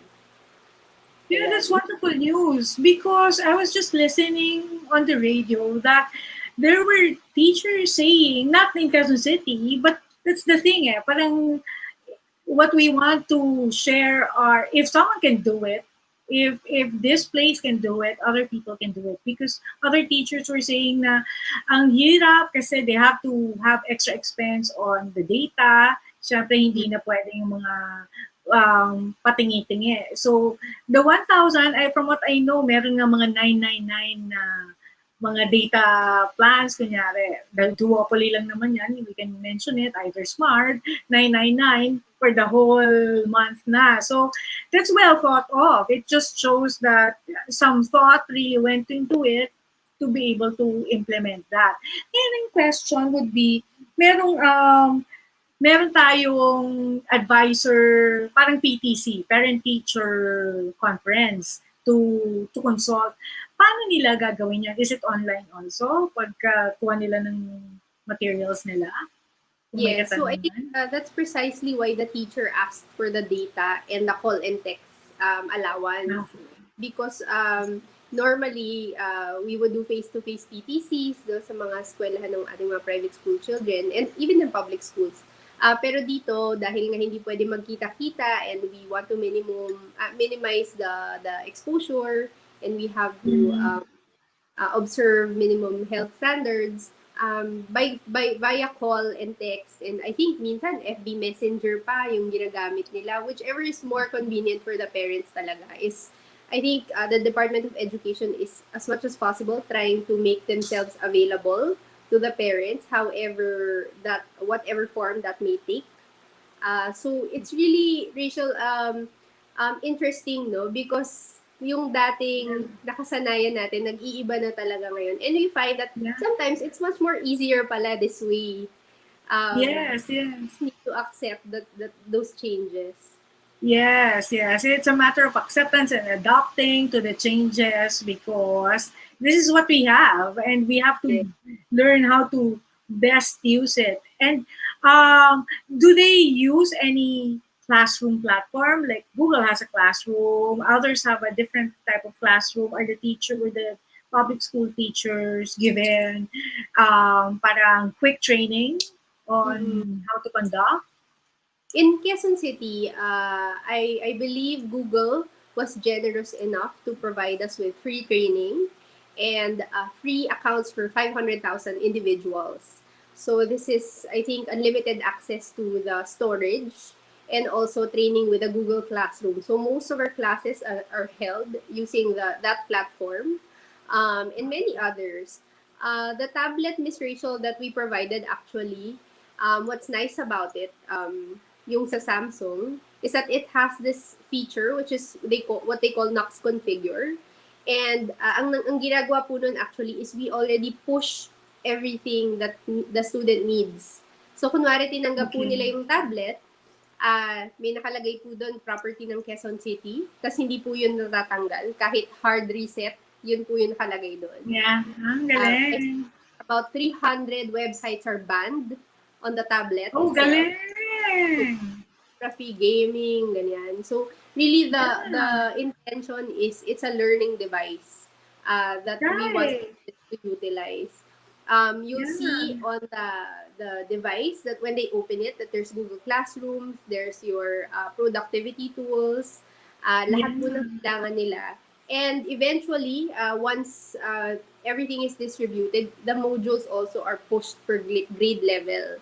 So if you're grade 7, the content of your tablet is for grade 7. So remotely, in just the push of a button, lahat po yun na-share once they open their device and connect to the internet. But this is through a third party. The Yes. Knox, yes. Actually And provided not by, I'm sorry? by Samsung itself. So it was Ah, given to us. Samsung. Oo. Ay, ang galing naman. You know, did you, given to you for free or did you have to, you know, parang, kasi as an LGU, you can generate your own activities, your own ways on how to implement things. Did you have to ask them proactively or they came to you as part of their CSR, corporate social responsibility? I think How it was did it more materialize? it was more of the latter. Okay. The use for the devices were for learning, and they offered to provide us with a free service. So it's really nice that aside from a high quality tablet na we know will last long and not just for like a year or less, Okay. with a lot of service centers and a big name in the consumer technology consumer. Ano kami, I think we're very happy that also seeing students very happy when they receive their tablets. Yes, and the nice thing, because just to give, and it's a good feedback that the students got Samsung. Kasi ang kaibahan pala, I was in the market contemplating na hindi na ako maarte sa phone eh. Dati pag may bagong note, punta ako ng note. So ngayon, I was contemplating, there's a half price that will provide steady camera because I use it for remotely right now. Tapos nalaman ko, ang Samsung pala, ang kagandahan ng Samsung, kasi lahat Android, di ba? Because it's Samsung, it will automatically update the OS or the Android app. If you get another brand pala na hindi siya part of the Android network, merong magkakaroon ng time na hindi siya ma-update. Tapos the apps that's coming, the newer apps, won't be loaded. And na-experience ko na yun sa ibang brand. That's why it's very good to hear that something as reputable and good quality Samsung were the ones who gave the tablet. And they're even giving the push, what do you call it again? Knox? Knox configure. The docs configure. Okay. So, na sila pa yung nag-initiate. So, speaking of which, will the time come that, kasi you said even the modules later on will be given. How about the books? Kasi some time ago, a couple of years back, maybe 4 years even, some private schools, they gave the textbook already in the tablet. So the students, hindi, alam mo naman sa private school, di ba, ang lalaki ng bag nila, bigat-bigat. The students didn't have to carry that. They just have to go through their tablet. I don't know how I'll fare with that because I like writing on the ears, on the margins of the textbook. But is that something under consideration that even the textbook will be loaded into the system? It's something that can be pushed. From us naman sa local government, I think that's the goal, no, to fully utilize the tablet because it's there for a reason, and the reason is to have as much content as we can put inside the tablet, no. But of course, if regarding the books, these are highly centralized in the Department of Education, so we just follow their direction. So as much as we would like to pakialaman, in the Philippines, it's same as in the US, like the districts, school districts. Right. Here, the national government giving everything to you, and you just have to implement it. And then we're here for the support. Okay, and to be the implementing arm also to ensure that it's given away. And then, speaking of books, I asked a while ago if the libraries, the Quezon City Library, I've seen one in the Ross District and in Cubao. And then you mentioned that in the compound of the City Hall, there is a beautiful library already. So, is that something under you, just for the benefit of all the followers, the viewers? So is that something under the Educational Affairs Department? Yes. This is actually under its own department. So it's headed by Miss Marisa Chico. We have about 23 branches here in Quezon City. So one one of which is yung Rojas. The one that I'm Yes. mentioning is in the City Hall complex. It's a two-story modern library where I think it's fully utilized, not just now because of the minimum health standards, but eventually I hope we can have some of our students and some of our teachers also work in the library, when they prepare their modules. But for now, you can check the Quezon City Public Library Facebook page for it's there. They have a lot of programs. Actually, one of the I think successful programs was their Nihongo classes that were held online and Oh. hosted by the library. So they have activities like that and storytelling online that Oh. kids can actually watch and engage and participate. So marami silang programa and I hope the viewers of KPI have the time to check them out. Yes, and you know what I'll do? Well, what I'll request is to be connected to Miss Marisa Chico para she can explain more. Because that was my advocacy. Siguro dahil naunahan na ako, I'll be all support na lang. Kasi gusto ko talaga, like when I first arrived in Canada, I like reading and I went to the library. It was for free. Wow. And then I asked, this was in 2000. I asked, where is your library catalog, the card catalog? And then they were looking at me blankly when we're asking, what's that? When you go to the drawer, you look for the book. Yes. Sabi niya, oh, we haven't used that for the last 10 years. So Wow. is that a library? That was in 2000. So in 1990, they have digitized and digitalized their card catalog. You can borrow remotely, request for a book.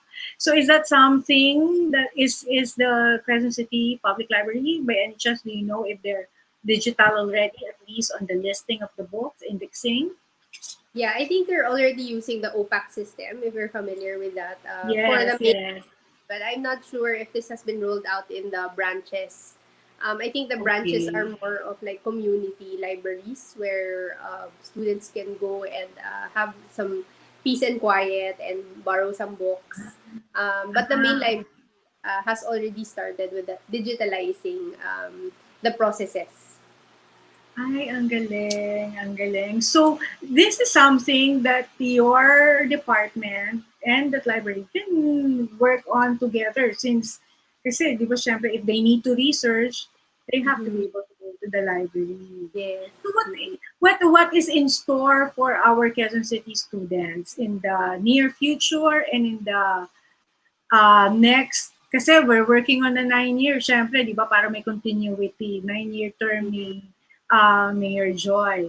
So, ano yung vision for the education of Quezon City? Actually, the education agenda of Mayor Joy has been laid out from the very beginning. Her first 100 days, it was laid out yung 14-point agenda. And the fourth of which is to make sure that Quezon City offers quality education. And as much as we are only the support branch or arm of the government in terms of basic education, we try as much as we can to assist our schools division office and also our Quezon City University, because we have one in San Bartolome, San Francisco, and Batasan. It has 3 branches, and we recently had our search for president, and we are in pursuit of institutional recognition. Naririnig ko kanina yung palitan ng usapan ninyo ni ED Ryan, and we hope to be part of that program, especially so that we want to expand our university services. The vision is to have in Quezon City, is to be able to have access to quality education and be graduates, if it is your choice to pursue tertiary education and be employable and have meaningful and productive lives to uplift and assist their families. No? Yes, So that yes. is the main goal. So you were asking kanina, what mula saan hanggang saan yung sakop ng aming ginagawa dito sa Right, education, right. of course, through the leadership of Mayor Joy. And it's from ECCD, so Early Childhood Care Development, We also help the Social Services Development Department, who handles all of our daycares here in Quezon City. So we want to ensure that when they enter daycare and finish daycare, they're automatically enrolled in kinder to ensure continuity of learning. As you know, basic ed leads you to either employability, entrepreneurship, or pursuing tertiary education. So those three options we make sure that these are available to all our students. And we hope in the next, Mayor Joy has 7 years. We hope to improve the educational landscape of Quezon City. You know, one of our strengths is our people. As you've said, we are one of the largest cities in the whole of the Philippines. In human resources, we are rich in human resources. Yan ang marami dito, tao. And, you know, if people are trained well, they are skilled, they know what they want to do, we hope to harness that and make sure that everyone is given the equal opportunity to enrich their knowledge so that they can help in society, whether here in Quezon City or outside of the city. So I think that's the vision and the goal. Yeah, it's wonderful. So yung quality education, because that's important. Kasi para ma-enhance yung critical thinking nila, critical thinking skills, tapos in terms of design thinking, which ED Ryan is so much into and features, how do we ensure that they will have quality education? Is there an ongoing training program for the teachers on how to conduct, because that matters a lot also in the learning capacity, in delivery, the delivery. Yeah. So is that something? One of the main focus actually of this administration is yung literacy rate of our students. Last year, we were shocked with the results of the international test on reading and class. So after that, we immediately did assessments, the 𝗘𝗏 tests, to make sure that we know where the students are. Pre-pandemic, pre-COVID, most of our funds were dedicated to reading, improving our literacy rate here in Quezon City. Because, diba, it starts there. How can you learn math if you cannot comprehend? Cannot comprehend. So we were trying to really build on that program. But COVID happened. We will still do that, but of course with some meron lang ilang pagbabago. But we hope to get back to that and make sure that yung building blocks to really do lifelong learning is there, diba? Because reading is important. Yeah, and that's where your department and the library department and the social services, social welfare department will have a synergy, because it's the love the love for reading starts at a young age. Mahirap ng pag naglaro ka na sa labas, masaya sa labas mahirap na magbasa. So they have to fall in love with reading at a very young age, so that they'll have a the quest for lifelong learning. Just like if we could ask Attorney Ryan back so we can have a full discussion on how the Quezon City and the UNIFAS can further enhance their synergies, they're working together. So Miguel, if we can have, at alam naman ni Attorney Ryan na papasok siya ulit because the Quezon City LGU, kasi sabi naman ni Attorney Ryan kanina, pwede namang per school. Pero why does there have to be an institutionalization of the QCU, Quezon City University? So siguro ED Ryan can explain that better. But siguro just to give an overview, of course, 𝗏𝗏 has to recognize the local university before it sit in the roster of beneficiaries. And QCU being, actually it was just last year that it was named Quezon City University. Previously it was Quezon City Polytechnic University. Yun ba? So last year we had an ordinance passed, and it's now in the verge of institutional recognition because I will spare you with the technicalities, but we are in the process of passing all these requirements so that we are institutionally recognized and finally be part of the roster of the beneficiaries of the UNIFAS. So that is the goal. I think with the help of ED Ryan, we'll be able to do it this year, hopefully, because when the UNIFAS started, because we were not yet recognized, the local government gusto nang sumabay. So what we did was wala nang tuition in our university. But again, the burden was on us naman that we were providing the tuition for all the students who were enrolled in our university. But with the help of UNIFAS, eventually, we hope that we can realign this fund so we can invest more in the development of the university, for example. So those are the things, and we hope that eventually we are made part of the UNIFAS and we can do more things for our university, expand their services, and have more students enrolled. Okay. We are waiting for Ryan. So but anyway, so that means that not only are the public schools under you, both for the grade school and the high school, but the QCU also, the Quezon City University, which has 3 branches. Is that correct? But let me make it clear. My office is specifically here to support these departments because parang they are departments of their own, right? So basic ed is of course under the Department of Education with a superintendent. Yes.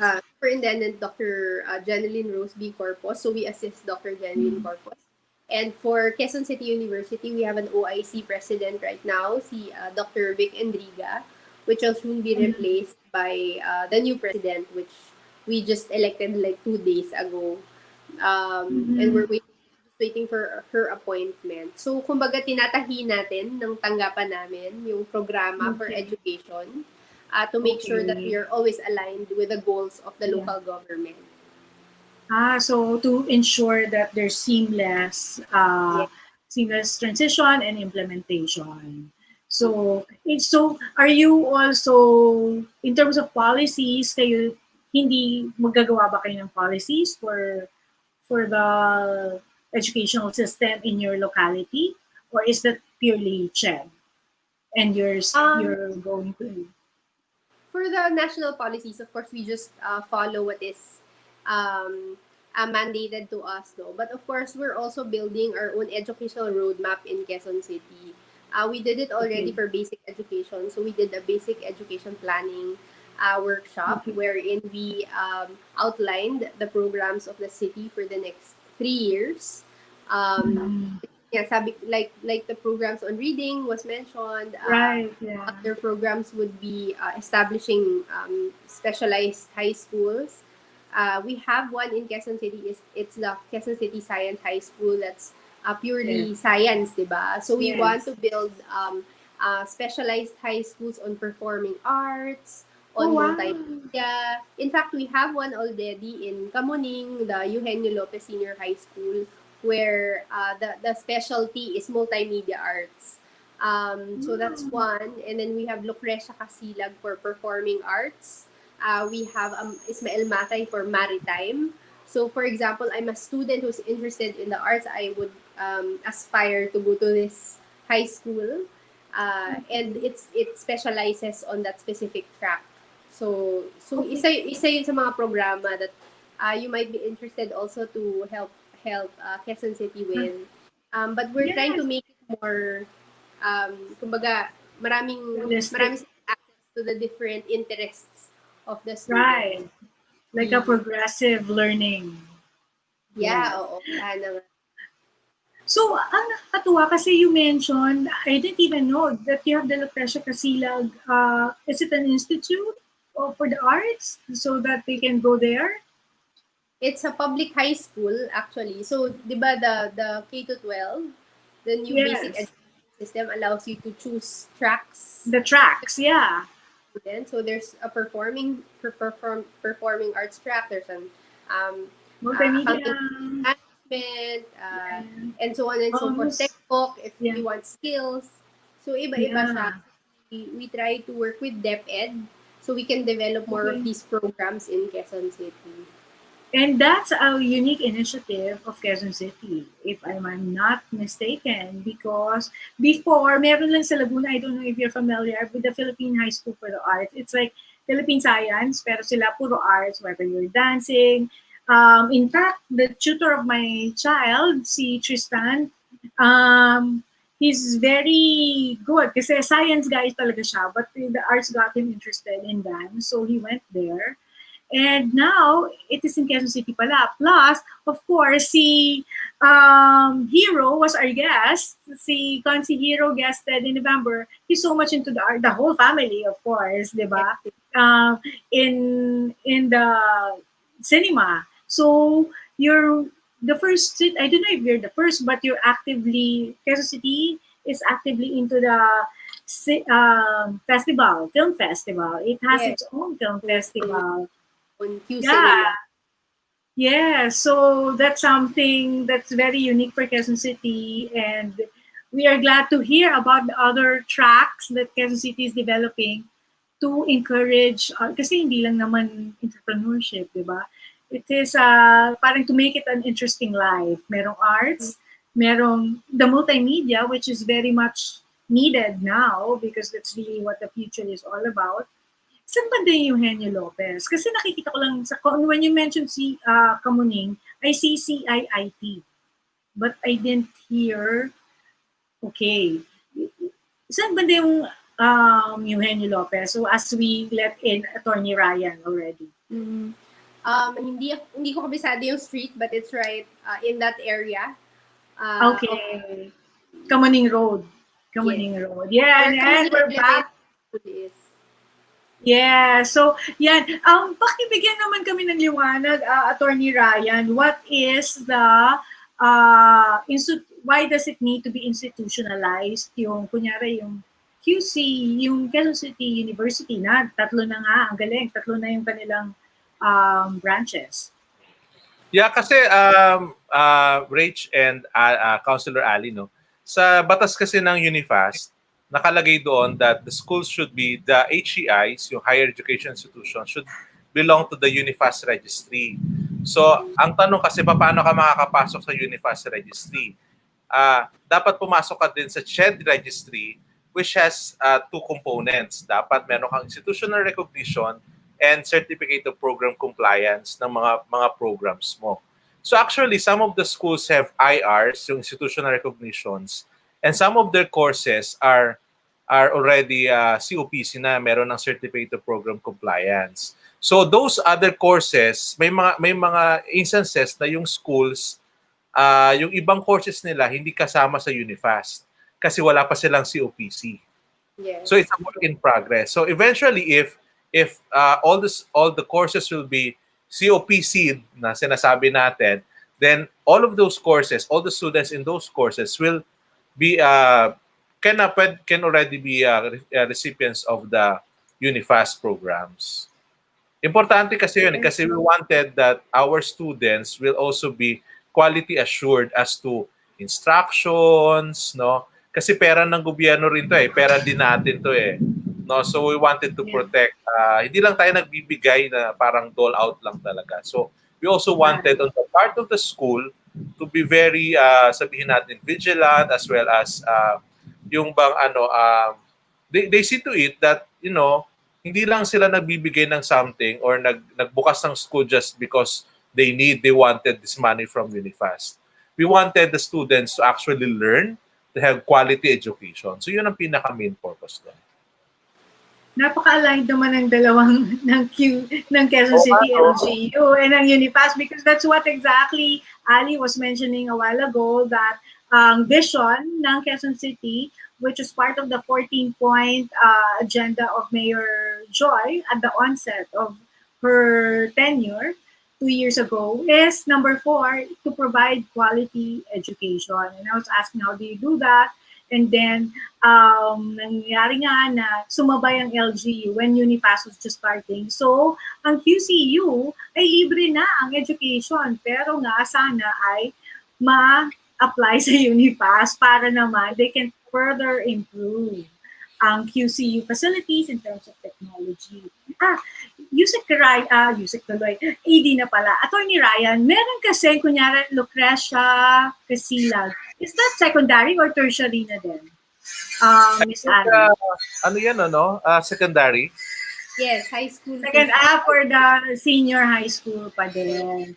Ang Quezon City ba is into the tertiary also actively or basic education in secondary? Palang yung main The focus. QCU being an LUC is directly under the local government. So it's our own local university. I see. Kasi dati raw yung Quezon City Polytechnic University. Yes. So it's like PUP, pero PUP state, no? Because Attorney Ryan teaches there. Yeah. Okay. So ang LUC is very much eligible to apply. Actually, any school, no?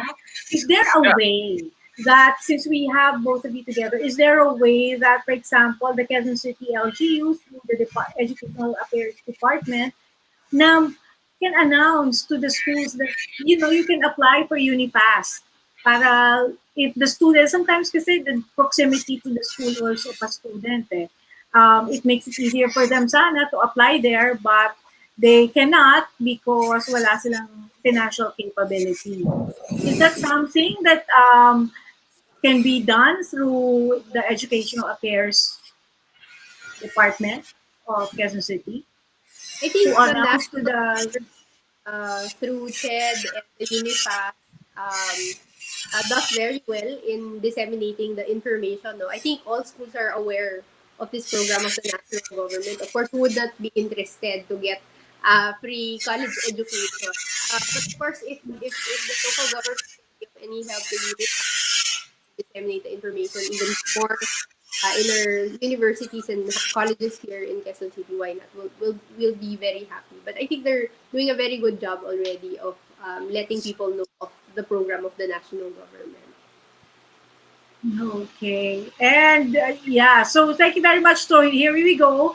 If we need more help, because Attorney Ryan was mentioning also a while ago that when I asked, do you post in the bulletin boards or FB pages, reach out to private institutions, private schools, that's still something that they're working on. So it's not just public school, but also the private school. So if that's something that UniFast and Miss Ali's office can work on together, that would be wonderful also. So many more students can go to college. Yes. So especially with the TES program also of their office, for our college students naman. But I think more than anything, we'll be needing the help of ED Ryan for the institutional recognition and the eventual inclusion of QCU and in UniFast.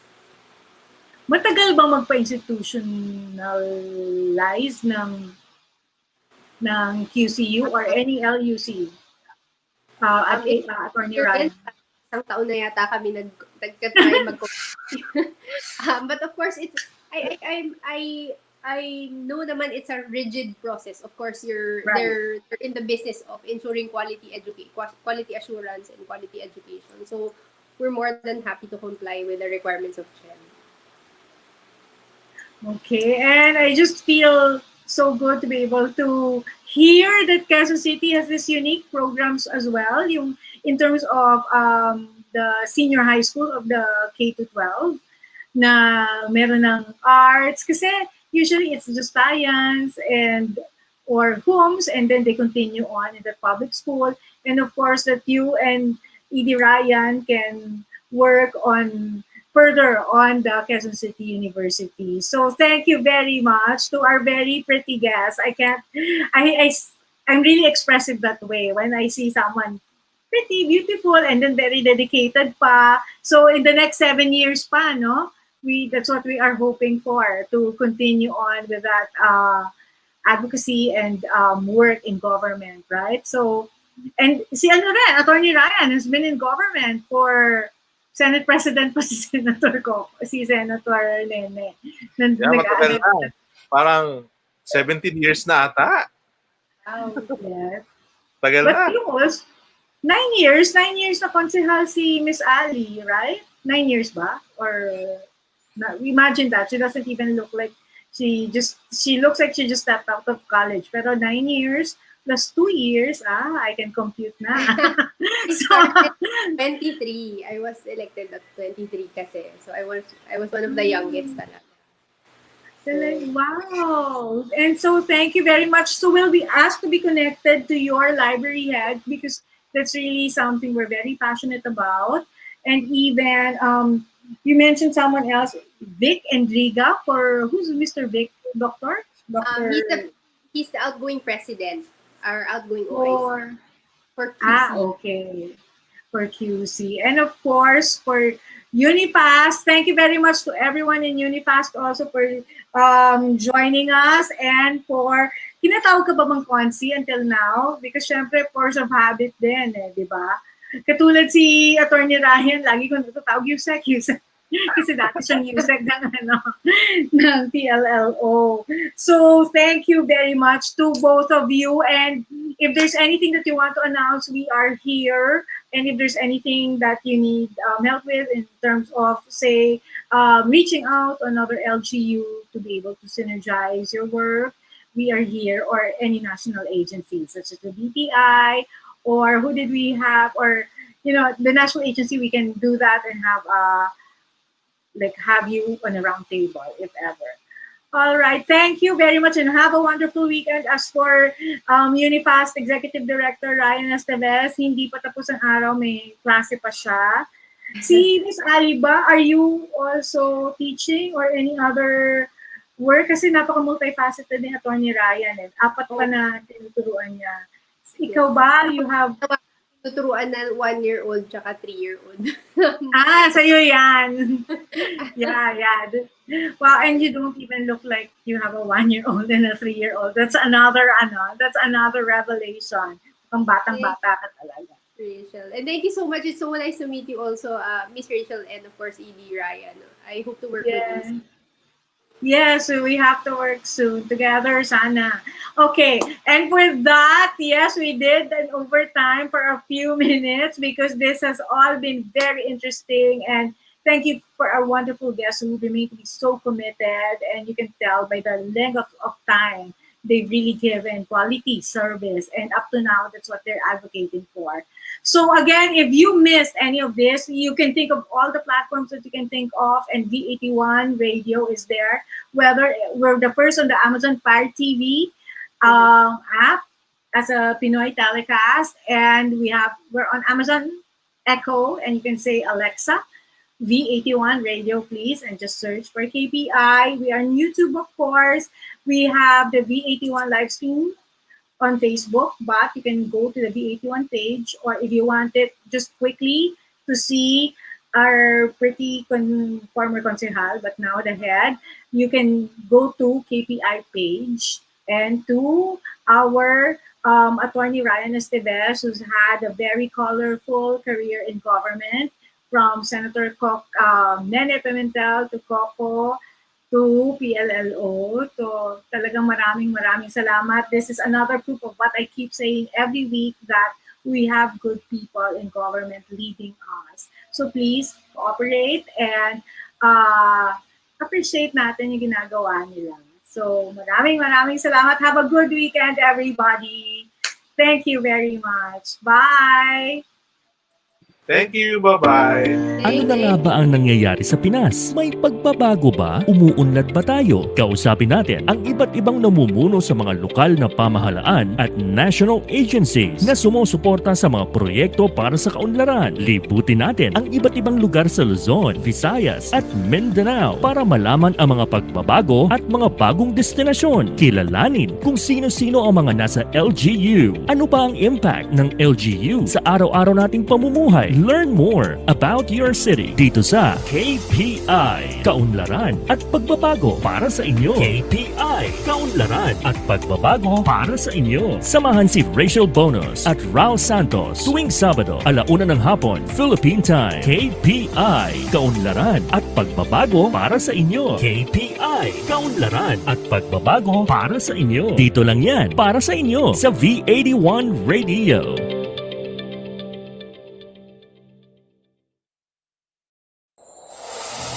Walang kasing saya ang Paskong Pinoy. Dumaan man ang problema at pandemya, kayang-kayang lampasan. Basta't nagdadamayan at nagmamahalan. Ho, ho, ho!